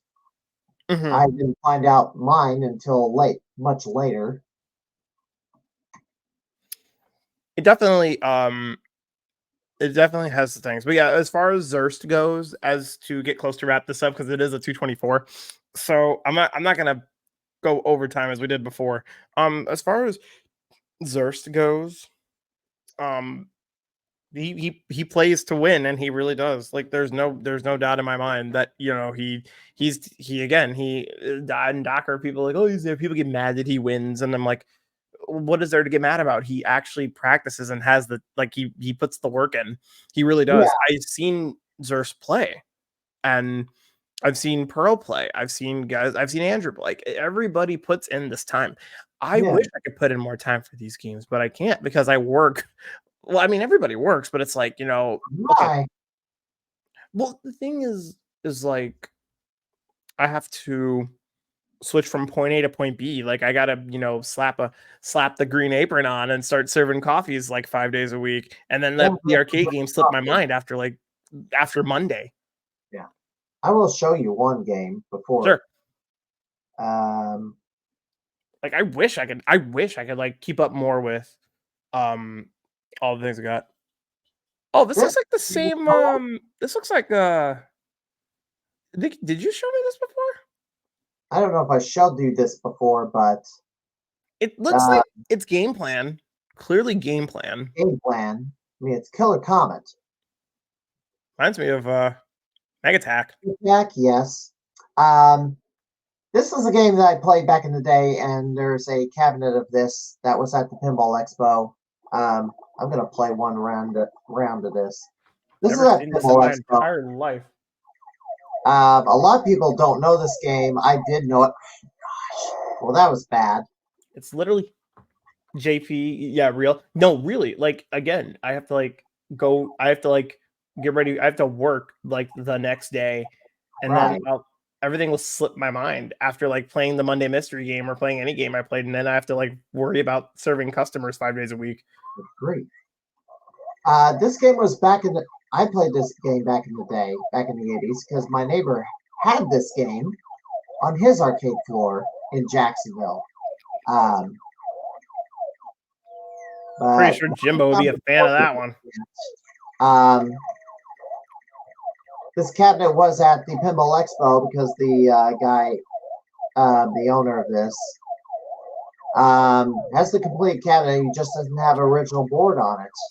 So he had to run this through MAME. Now he got hooked up with a manual for Killer Comet because I just happened to walk by somebody's vendor table which had a ton of arcade manuals, and Killer Comet was on top. And then I rushed over, to the gentleman who owns this and let him know I found there's a manual for this game sitting over at this guy's vendor table, and he wanted it, and got him hooked up. But he has but he would like to complete an entire or restore Killer Comet to its former glory, which, so many game playing games are pretty obscure, and this is no different. I wonder what the cabinet for this looks like. Also, Also, it's a DDI cabinet, pretty much probably the same as the Megatech one. Huh. Same shape. Also, JP Hetcha asking about the round 1 HoloLive. Interesting It is an interesting collaboration right now. I wonder how long that actually is going to last. But it's not bad, though. I will admit, it's not a bad. I have to go see it myself when I get a chance. But yeah, it's not bad, though. To answer your question, it's one of the things where I have to actually go see it myself. Well, anyway, the biggest bugaboo I had about Gamer of the Year is Doc said previously that, you got to go above and beyond to have a second reign as Gamer of the Year. I don't think he went above and beyond. I think he just did what he did last year. However, the number of high scores for T20 was actually less than the previous year. That Pearl and Limey actually improved from their previous T20, the number of house highs, at 5 apiece. And Doc, when he gave a speech during the ceremony, actually made a better argument for vacating the Gamer of the Year title that year, because he's threatened to not give out Gamer of the Year. So his argument was actually stronger for vacating the belt than awarding the belt, which was far more believable for the reasons he gave. He'll disagree with me on that, but that's how I feel. I don't know. Again, when it comes to running the place, he has a lot of decisions to make. So, and I'm pretty sure half of those decisions are not easy. But I should have wrote another letter. I was gonna say probably should have wrote another one of those letters. No, literally though, he doesn't. Year, it's like he was threatening not to give Gamer of the Year, and I was like, somebody did earn Gamer of the Year. This is who I think won. These are the possible people who should have won Gamer of the Year or could win Gamer of the Year. But I left Zurst off of it because I didn't think he would, because he was only there one weekend a year for T20. That was going to be the only. And there was a year when Zurst won, and I'm in trouble here. Oh, man, yeah. I got you. I was trying that comment there. Will home in on you. You can wrap around to the other side. I did pretty good for this. Looped the game at 237. So everything's like a whopping 1 point. But I was gonna say literally a whopping point. Tracy mentioned it. Yeah, Gamer of the Weekend. More like, yeah, honestly. Yeah, that's been said by a lot of people. Yeah. Okay. Well, at the end of it all, I mean, honestly, I don't know. For me, I feel people want me to win. Like Tracy wants me to win. Allison would love me. Like everybody wants me. I thought you'd win. It's like I didn't even have you in the odds. Oh yeah, I think I do remember Mossy. What did Mossy's also said? Mossy's actually told me he was certain you were going to win Gamer of the Year, but like again, it's major doubts on that. Well, I do appreciate Mossy's due considering me, which I don't know if I never told him thank you for that, but I need to do that next time I see him because that was really nice of him that he thought about me. I don't know. Okay, look. All I know for me is this. I mean, I may not be a gamer of the year, but I've got a lot of the tropes right now Right. that the arcade likes, which is I'm likable. I'm there like almost 2 days a week. Um, It's a grind, and it's it's a resume build. and then when I'm not at the arcade, I'm working 5 days a week, literally serving coffee and letting people know that I'm at this place like all the Yeah. time when I'm not at work, which again, it goes without saying. Oh boy, Need you're the running energy. out of gas. I'm What? drinking. This is my caffeine. I don't drink coffee. This is what I get for caffeine. I mean, I Anyway, also drink guys, soda. I also drink soda, but yes. No, literally. Um, but the thing is, so you didn't know. So actually, not a lot of people know this. So there was a certain time. I'll tell this little story a little bit. And I know I want to make it quick because we have hit it like a 2:32, which is insane. It's not as bad as last two. time. It's like 10:24 Okay, we p.m. had a little sense, but yeah. Anyway, so there was a point where I was actually going to stop going, like, for a while. Yeah. And it was a little after Gamer of the Year was announced because um I really felt like I was like not doing anything. So I was just like, I don't know if I should do this. I think I literally had a conversation with Mini Beach in the car one day. I was like, okay, dude, be real. Should I really keep doing this? And he's like, well, yeah, dude, you're likable. And I'm like, yeah, but like, I don't know. Like, I don't know what to feel. Um, but I really was contemplating on like changing my Monday availability to work and not being at Monday Mystery for a little while. I was going to do it until these happened. It pretty much changed everything. So Like I this was is literally the about to be like, recent okay, maybe company. I should just kind of slow down with the arcade and focus on my other stuff like the voice acting and the video Right. editing, the cosplaying. And I was going to probably just not be focused on arcade games for a while and probably do less streaming and just focus on the other aspect of my life and my hobbies. But then when Doc gave me the first challenge card, then that all changed. That pretty much all changed. So when he issued it to me, I was like, you know what? I got to keep going because now there's something new to do. And I think it was the motivator to get me to stay. Like if I did not get this,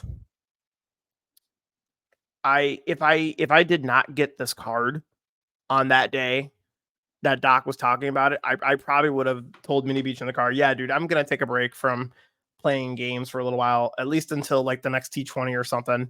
Maybe like when toward T20, I'll return to Monday Mystery Games. But yeah, I was really debating on him for like working on Monday nights to pick up hours at my job and not be at Monday Mystery for a while. Experiencing. And yeah, but then the challenge card started, and then that kind of changed my mind. Again, if What it you were was not for these, experiencing, I would have not continued doing what I was doing now. you were having burnout. Pretty much, I was And, a huge burnout. It and just yes, I've had, there's times. So you pretty much got to figure out, you're going to have a lull. You're going to have a string where it's like you're not getting any progress whatsoever. I've had it happen a few times. And when that comes along, you kind of have to build and you gotta start composing a plan B, or at least reconfigure your game plan. Because the campaign for Gamer of the Year, I had 50 house highs at one point and was ranked number 6. April, May, June was rough because all the former Gamers of the Year started coming back, and then they just kind of they were bringing the heat. Yeah, they were bringing the heat. I've seen them. Like George says, Operation Stephen Lucas.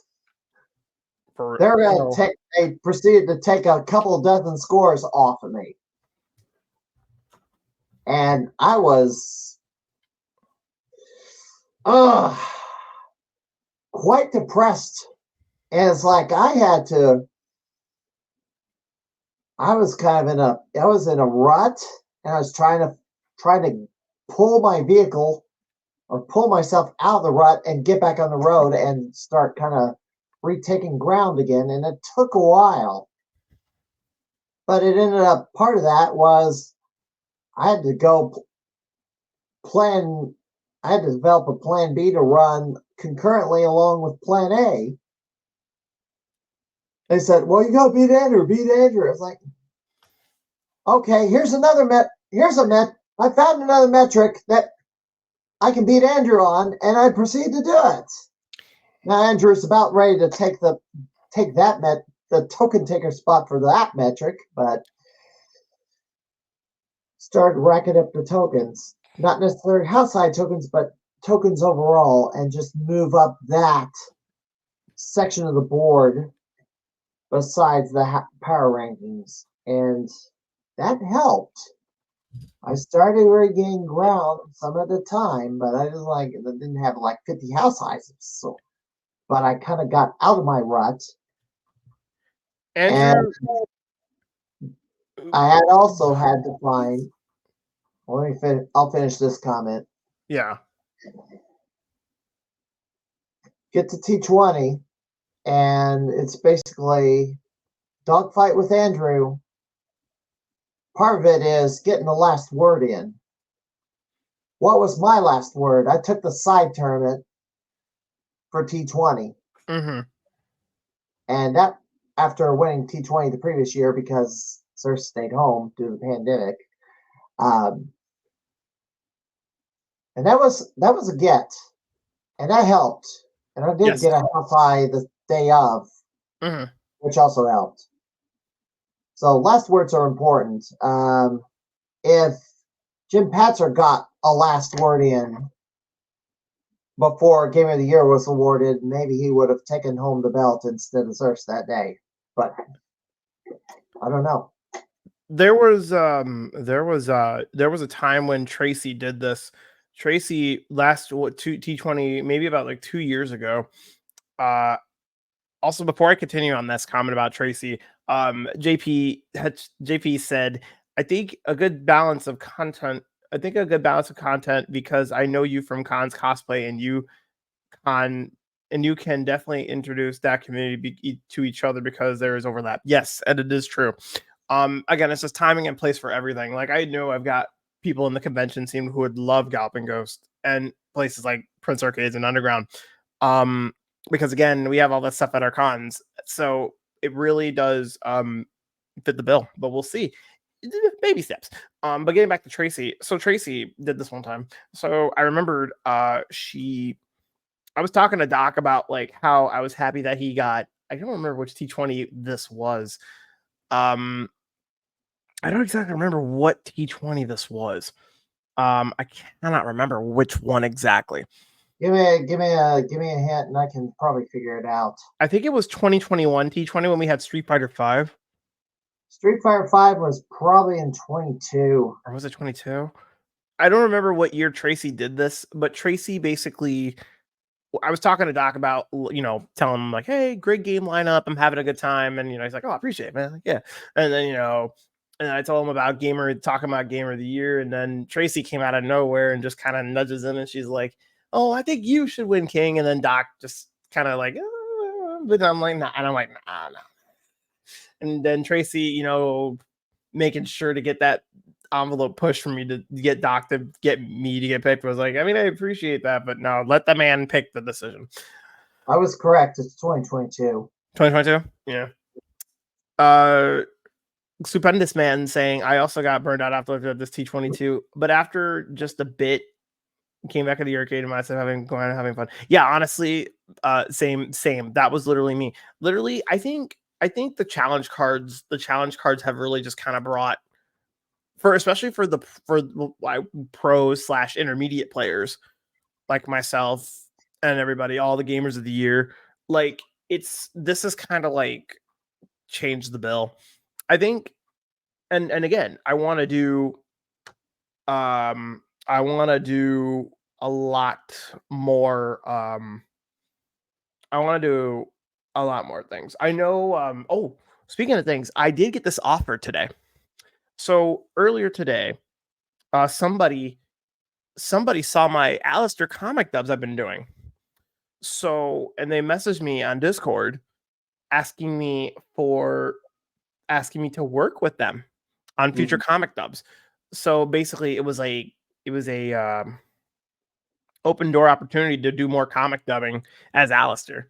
And I haven't done this in a long time, darling. But then it's because I had nobody to like work with. Now I might have somebody to work with, so I'm very excited about that. And then, like I said, like the opportunity is starting to kind of change a little bit as far as the content goes. That's why I was like thinking about not doing the arcade anymore. Well, not anymore, but like taking a break, because I'm starting to get these other opportunities coming up now. Because the thing is, again, with me, voice acting for fun, cosplaying, video making, like at any time, any of those, people can offer me something and they can be like, oh, we got this for you. So that's literally what kind of happened today. So it's starting to change it.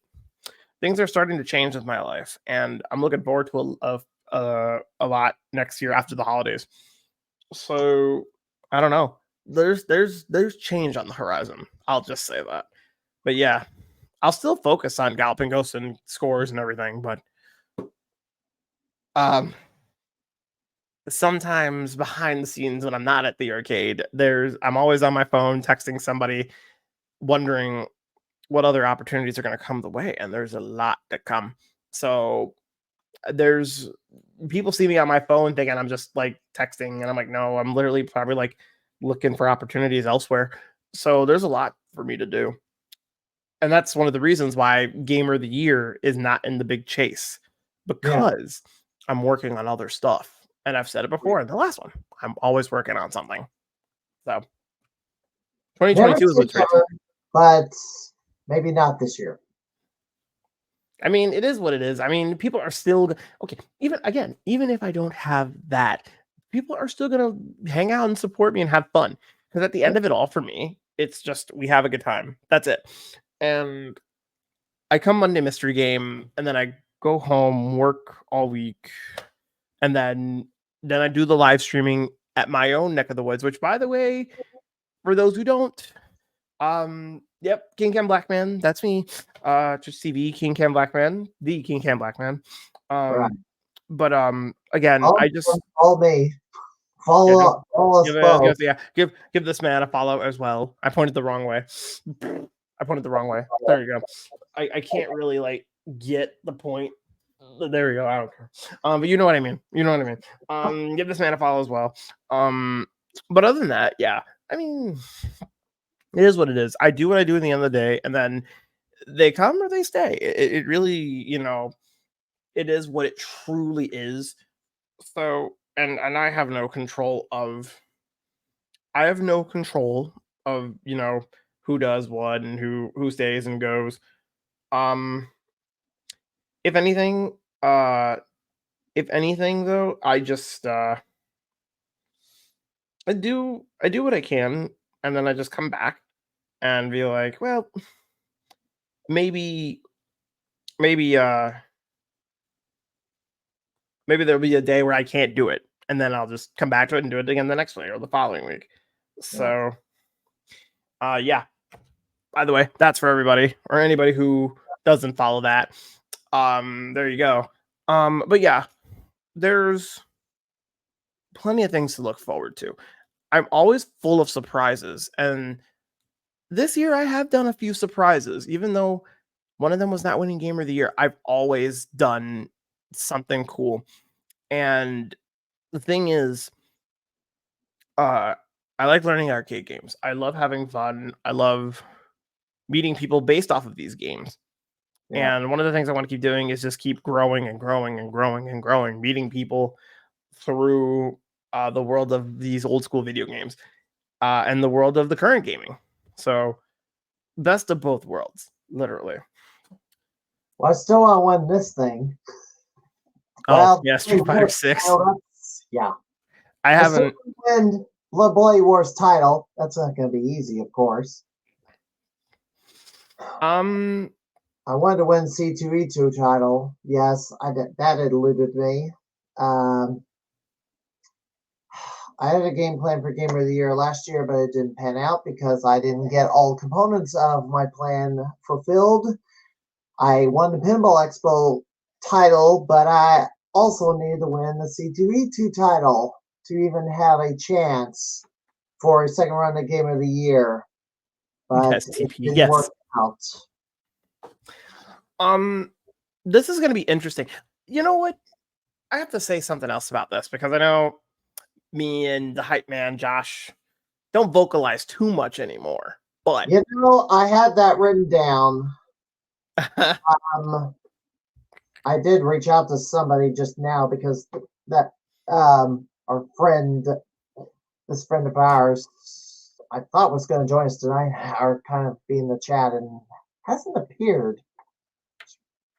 But then again, the youngster was out celebrating the Dodgers winning the World Series, so I don't know.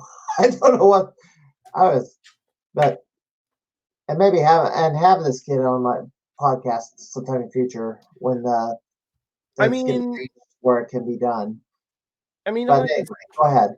I mean, all I can say about Bloody Wars is, I mean, yeah, it's cool that Josh got somebody from Underground Retrocade to, you know, fulfill the shoes of Sam and all that. And, you know, me and Sam, Sam's focusing on her life like I am myself. So, I mean, yeah, and Josh is, you know, he's doing his best to keep Bloody Wars going, and that's good for him. He's doing what he's doing what he is. Yeah. And it's the same thing for myself. Like, he's got his brand, I've got my own brand. Like, now at this point, since we're both like going our own ways in a way. I mean, yeah, he still asks me if I ever come to Bloody Wars, and I'll be like, oh, whenever I can. I know I don't really do it much anymore, but I said when I can. I mean, with this date he picked, it's a little bumpy because it's literally before Thanksgiving. Yeah, that's gonna be an early drive up. It's a little bumpy because I'm going to be leaving for my family. I think I'm leaving for my Thanksgiving family trip. I think before this a little bit, but it's like I got to be focused enough to work hours to get ready. I mean, I could try to show up for it, but there's no guarantee. There is literally no guarantee. I love this game too, but we'll see.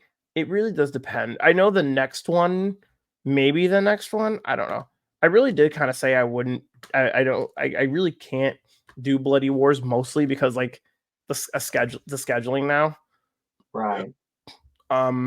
Which sucks because it just I had to like it was part of sacrifice. I had to like sacrifice things, so I couldn't do Bloody Wars anymore, like scheduling wise. Right. But I don't know. So I've been given Thanksgiving is going to be interesting this year. A long lost relative is going to be a first face-to-face meeting because this is somebody that was given up for adoption after birth, and this person's mother is no longer with us because it was my aunt, passed away at age 59 back in 2006. So out of the blue, about 5 years ago, like right before the pandemic happened, like contacted my mother, and I'm going to be wanting to kind of have a meetup because he did not get to know the family that he came from originally. Well, the pandemic happened, and he lives in Canada, but he was born in the United States. So the pandemic threw a monkey wrench into everything because travel restrictions and crap. Pearl still made it down here in 22 and 23 and 24, thankfully, because he's Canadian. So Thanksgiving, I get to meet somebody that I had never got, a member of the family I've never gotten to meet. We're about nearly the same age. Yeah. Another thing happening at Thanksgiving, there's going to be a tournament at Underground Retrocade. It's not been published yet, but I don't know if this is the tournament that Mossy's told me about. probably I because think it might be because I think I asked him, hey, what are you guys doing at Underground nowadays? And he's like, oh, we just have like, monthly tournaments or something like that. And just, this is, just playing for kicks. So Arcade Tournament canned food drive during Thanksgiving weekend. Details have not been released. I've been sent something from Ross sent me this. So thank you, Ross, for giving me a heads up. I don't know if I'm authorized to put this out yet, but Thanksgiving weekend there will be a tournament, and they'll be announcing it sometime in the near future. So yeah, we'll see if I can make it out for this. What will be at stake, I don't know, but something to look into. is this the Underground Retrocade tournament? It's an Underground Retrocade tournament, yes. I would have liked to have participated in the big dog thing. I didn't know what was at stake, but I can, so I can read it all. I can read the whole thing out. All right, here we go. Gamers get out for charity. The arcade tournament, canned food drive. Have some fun and help feed our community. Separate kids and adult divisions. $20 standard entry fee and canned food donation. Bonus prices for high score winners. Register at the arcade during the event.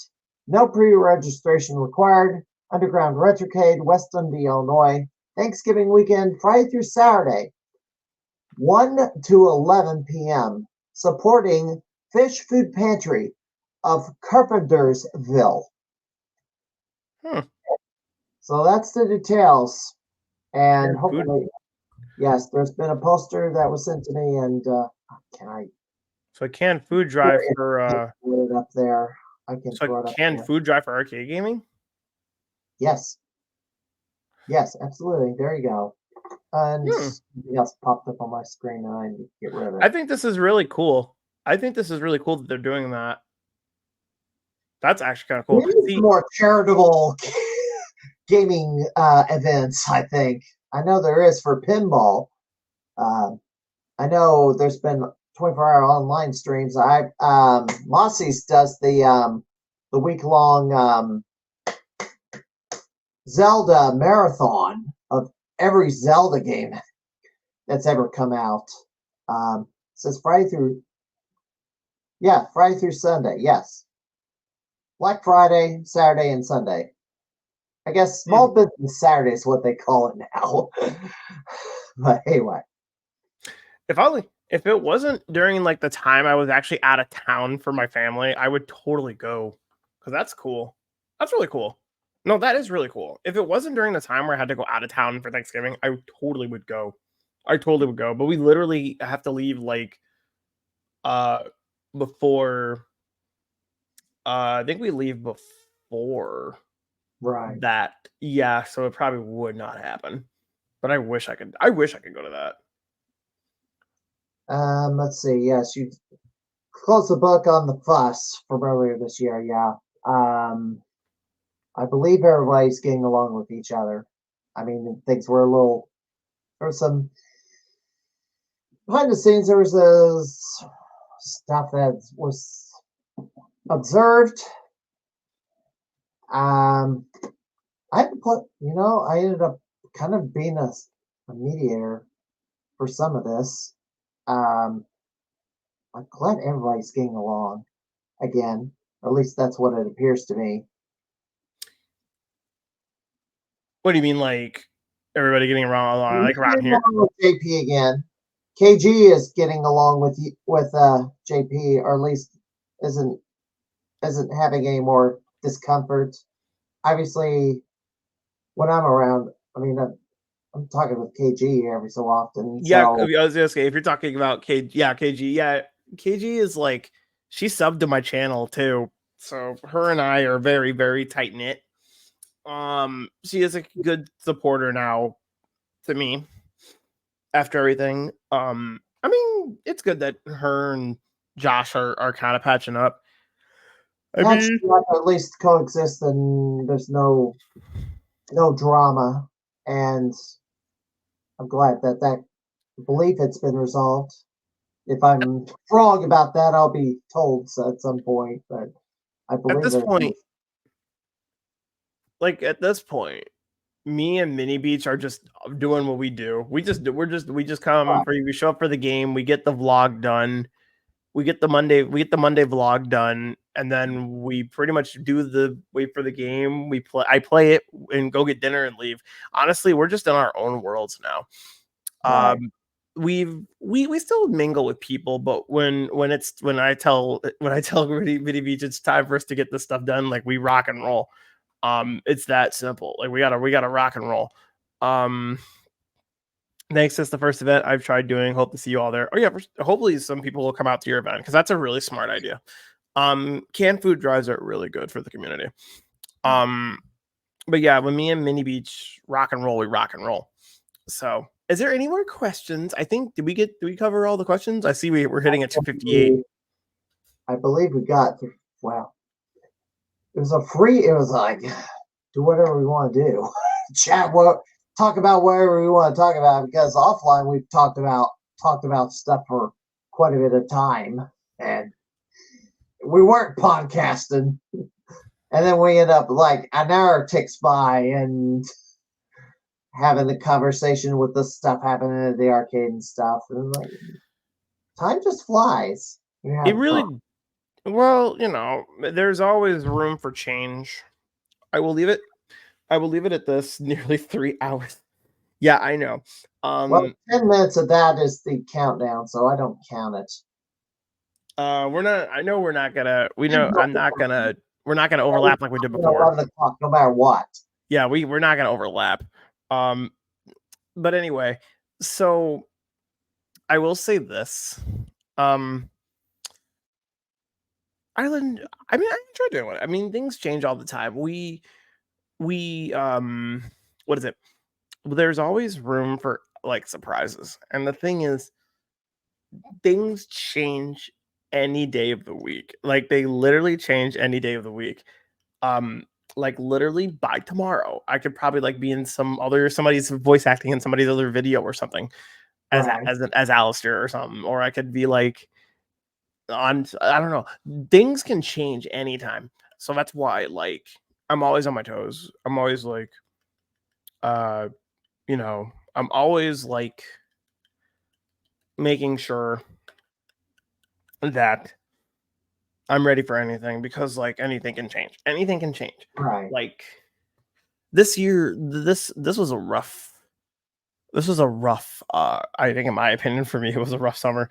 So much has happened before the challenge card. Like my phone, I had to get a new phone.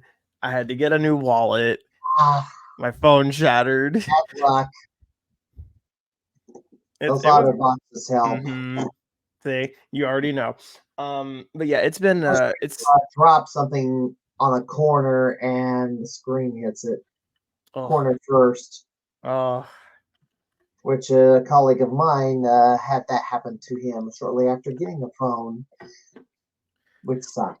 I got to tell you the little quick story of how I got lost at LaGrange. So literally what happened was I was like coming from the arcade after having not good scores.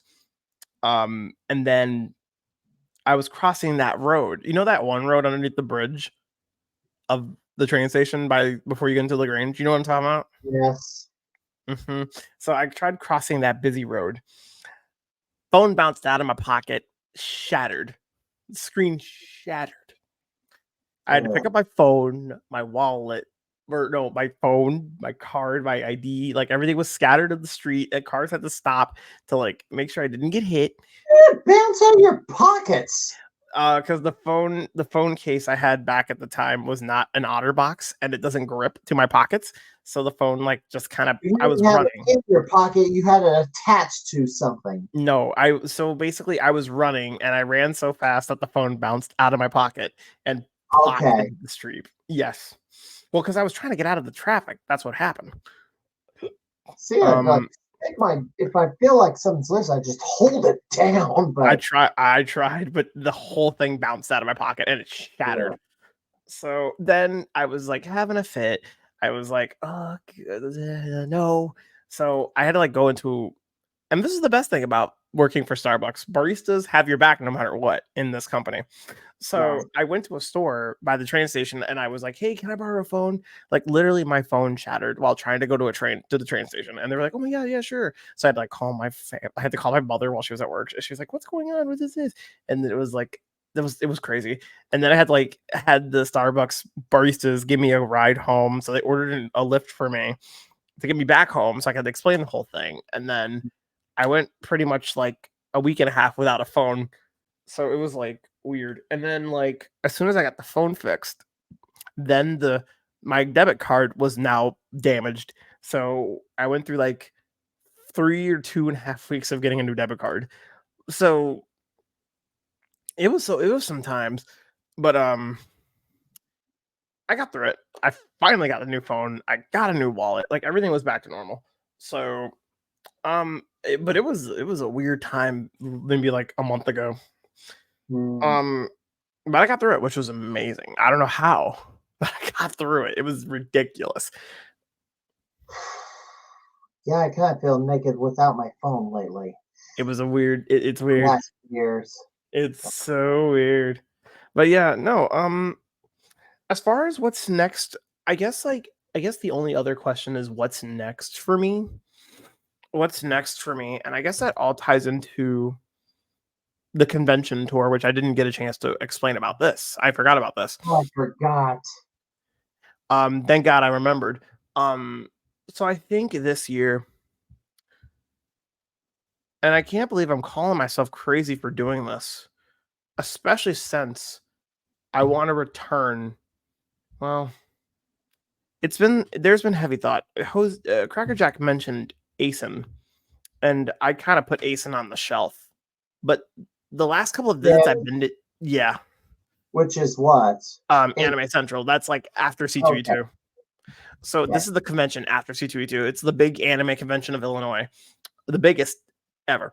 My normal reasoning for this was I was going to go to Colossal Con Prime, which is in Ohio, is what the convention I went to this year, which I am going to go back to coming up. So yeah, we're going to do that again after a bunch of convincing of myself to go back despite what happened. But yeah, I think for the first time, I think in a decade, I might go to that convention for a weekend again because a lot has changed with that show. Mm-hmm. To the point of why I left it in the first place. So I think I might go back to Anime Central for a full weekend. I'll still do C2E2 for like a Friday. So I'll be doing that. I want to give you an early warning. Next year, Midwest Gaming Classic and C2E2 are a week apart. Which is going to be, yes. Midwest Gaming Classic in Milwaukee is a week before C2E2. So they're real close together. 2 years ago, they were overlapping. Which is why I was able to go to C2E2 last year. That might be, or this year, actually. Being that they're a week apart, it's like, yeah. Well, this is going to be a little sticky if I'm going to enter the C2E2 arcade tournament. And then I believe the Cosmo Gaming Convention in Columbia, Missouri is a week after that. I think I know you mentioned the Midwest Gaming Classic a lot to me. I want to try to go. The thing is, I've gone 20 in a row. You've gone 20 in a row. I wish I could go. I got to get back to it. Because back in the day, I was doing a convention in Milwaukee for 5 years, and I loved Milwaukee. I love downtown Milwaukee. It's so nice. C2E2 is expensive. It is expensive. It is expensive. Like one day. Even for 1 day, the passes are expensive, but I still can. No, and getting in the daggum building was a nightmare. Oh yeah, getting inside is like ridiculous. Especially when you go for the first day. It's like a Parking's massive the worst. sea. Even The rest I is can easy. even like the sea of humanity. I'll show this off before we go. Okay. This was from the first Verbal Ace video we did. Here, give me 1 second. I'm gonna pull it up in YouTube Studio. Um, this is from the first Verbal Ace video I did. When the whole thing started with Crackerjack. The way to get into the building Mm-hmm. was ridiculous. Right. Hang on 1 second. I want to show this off. This is probably gonna be the last thing of the night. We'll Just the alert. I will be raiding the channel when we end this, so I'm trying Alright. to figure out who I'm gonna raid. I'm not even gonna play the audio, but yeah, we can just pull this up really quick. Okay. As we get this raid ready. I'm gonna raid my former colleague. I was just kind of looking at the times on how long they've been going. Mhm. Oh, Yeah, but this- don't leave yet, Tracy. Well, I guess you can go to bed now because it's like 5 in the morning for you. Yeah, I was gonna say it's like crack of dawn early. Or But maybe, yeah, I yeah. do want to show. Oh I do yeah, want the to time show changes this weekend too. By the way, who. we gotta move the clocks for back. Yeah, I forgot. We Saturday gotta night. So we the gotta get that through. Club Ghost is gonna be open an extra hour this weekend. Here we go. We gotta pull this up. All right, but for yeah, you. this is the last thing I want to show. So this is when we filmed the first Verbal Ace video, me and Crackerjack. But Okay. these people back here, Mm-hmm. this is like the sea of humanity that you have to get through on the to get inside. You need a Like doggone drone to see how deep it goes. it. I don't think I got footage of us moving through the line, but I know that was us waiting. That line? That was to get inside. Okay. So These that were was all of these people were trying to get in. okay. This was not after you got in. Okay. So this was on Friday when we filmed the video. This was all Friday when we filmed that scene. Like I didn't everything, experience this Saturday. It's just the getting in the park was the problem, and it was like nobody was moving. like parking was one thing, but again, getting inside was really another, because again, you see it here. All those people just waiting to get in behind us Yeah. was like was crazy.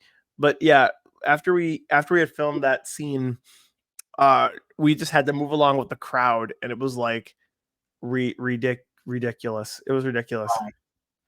But yeah, and then we played Dark Presence. The game we're all still waiting on.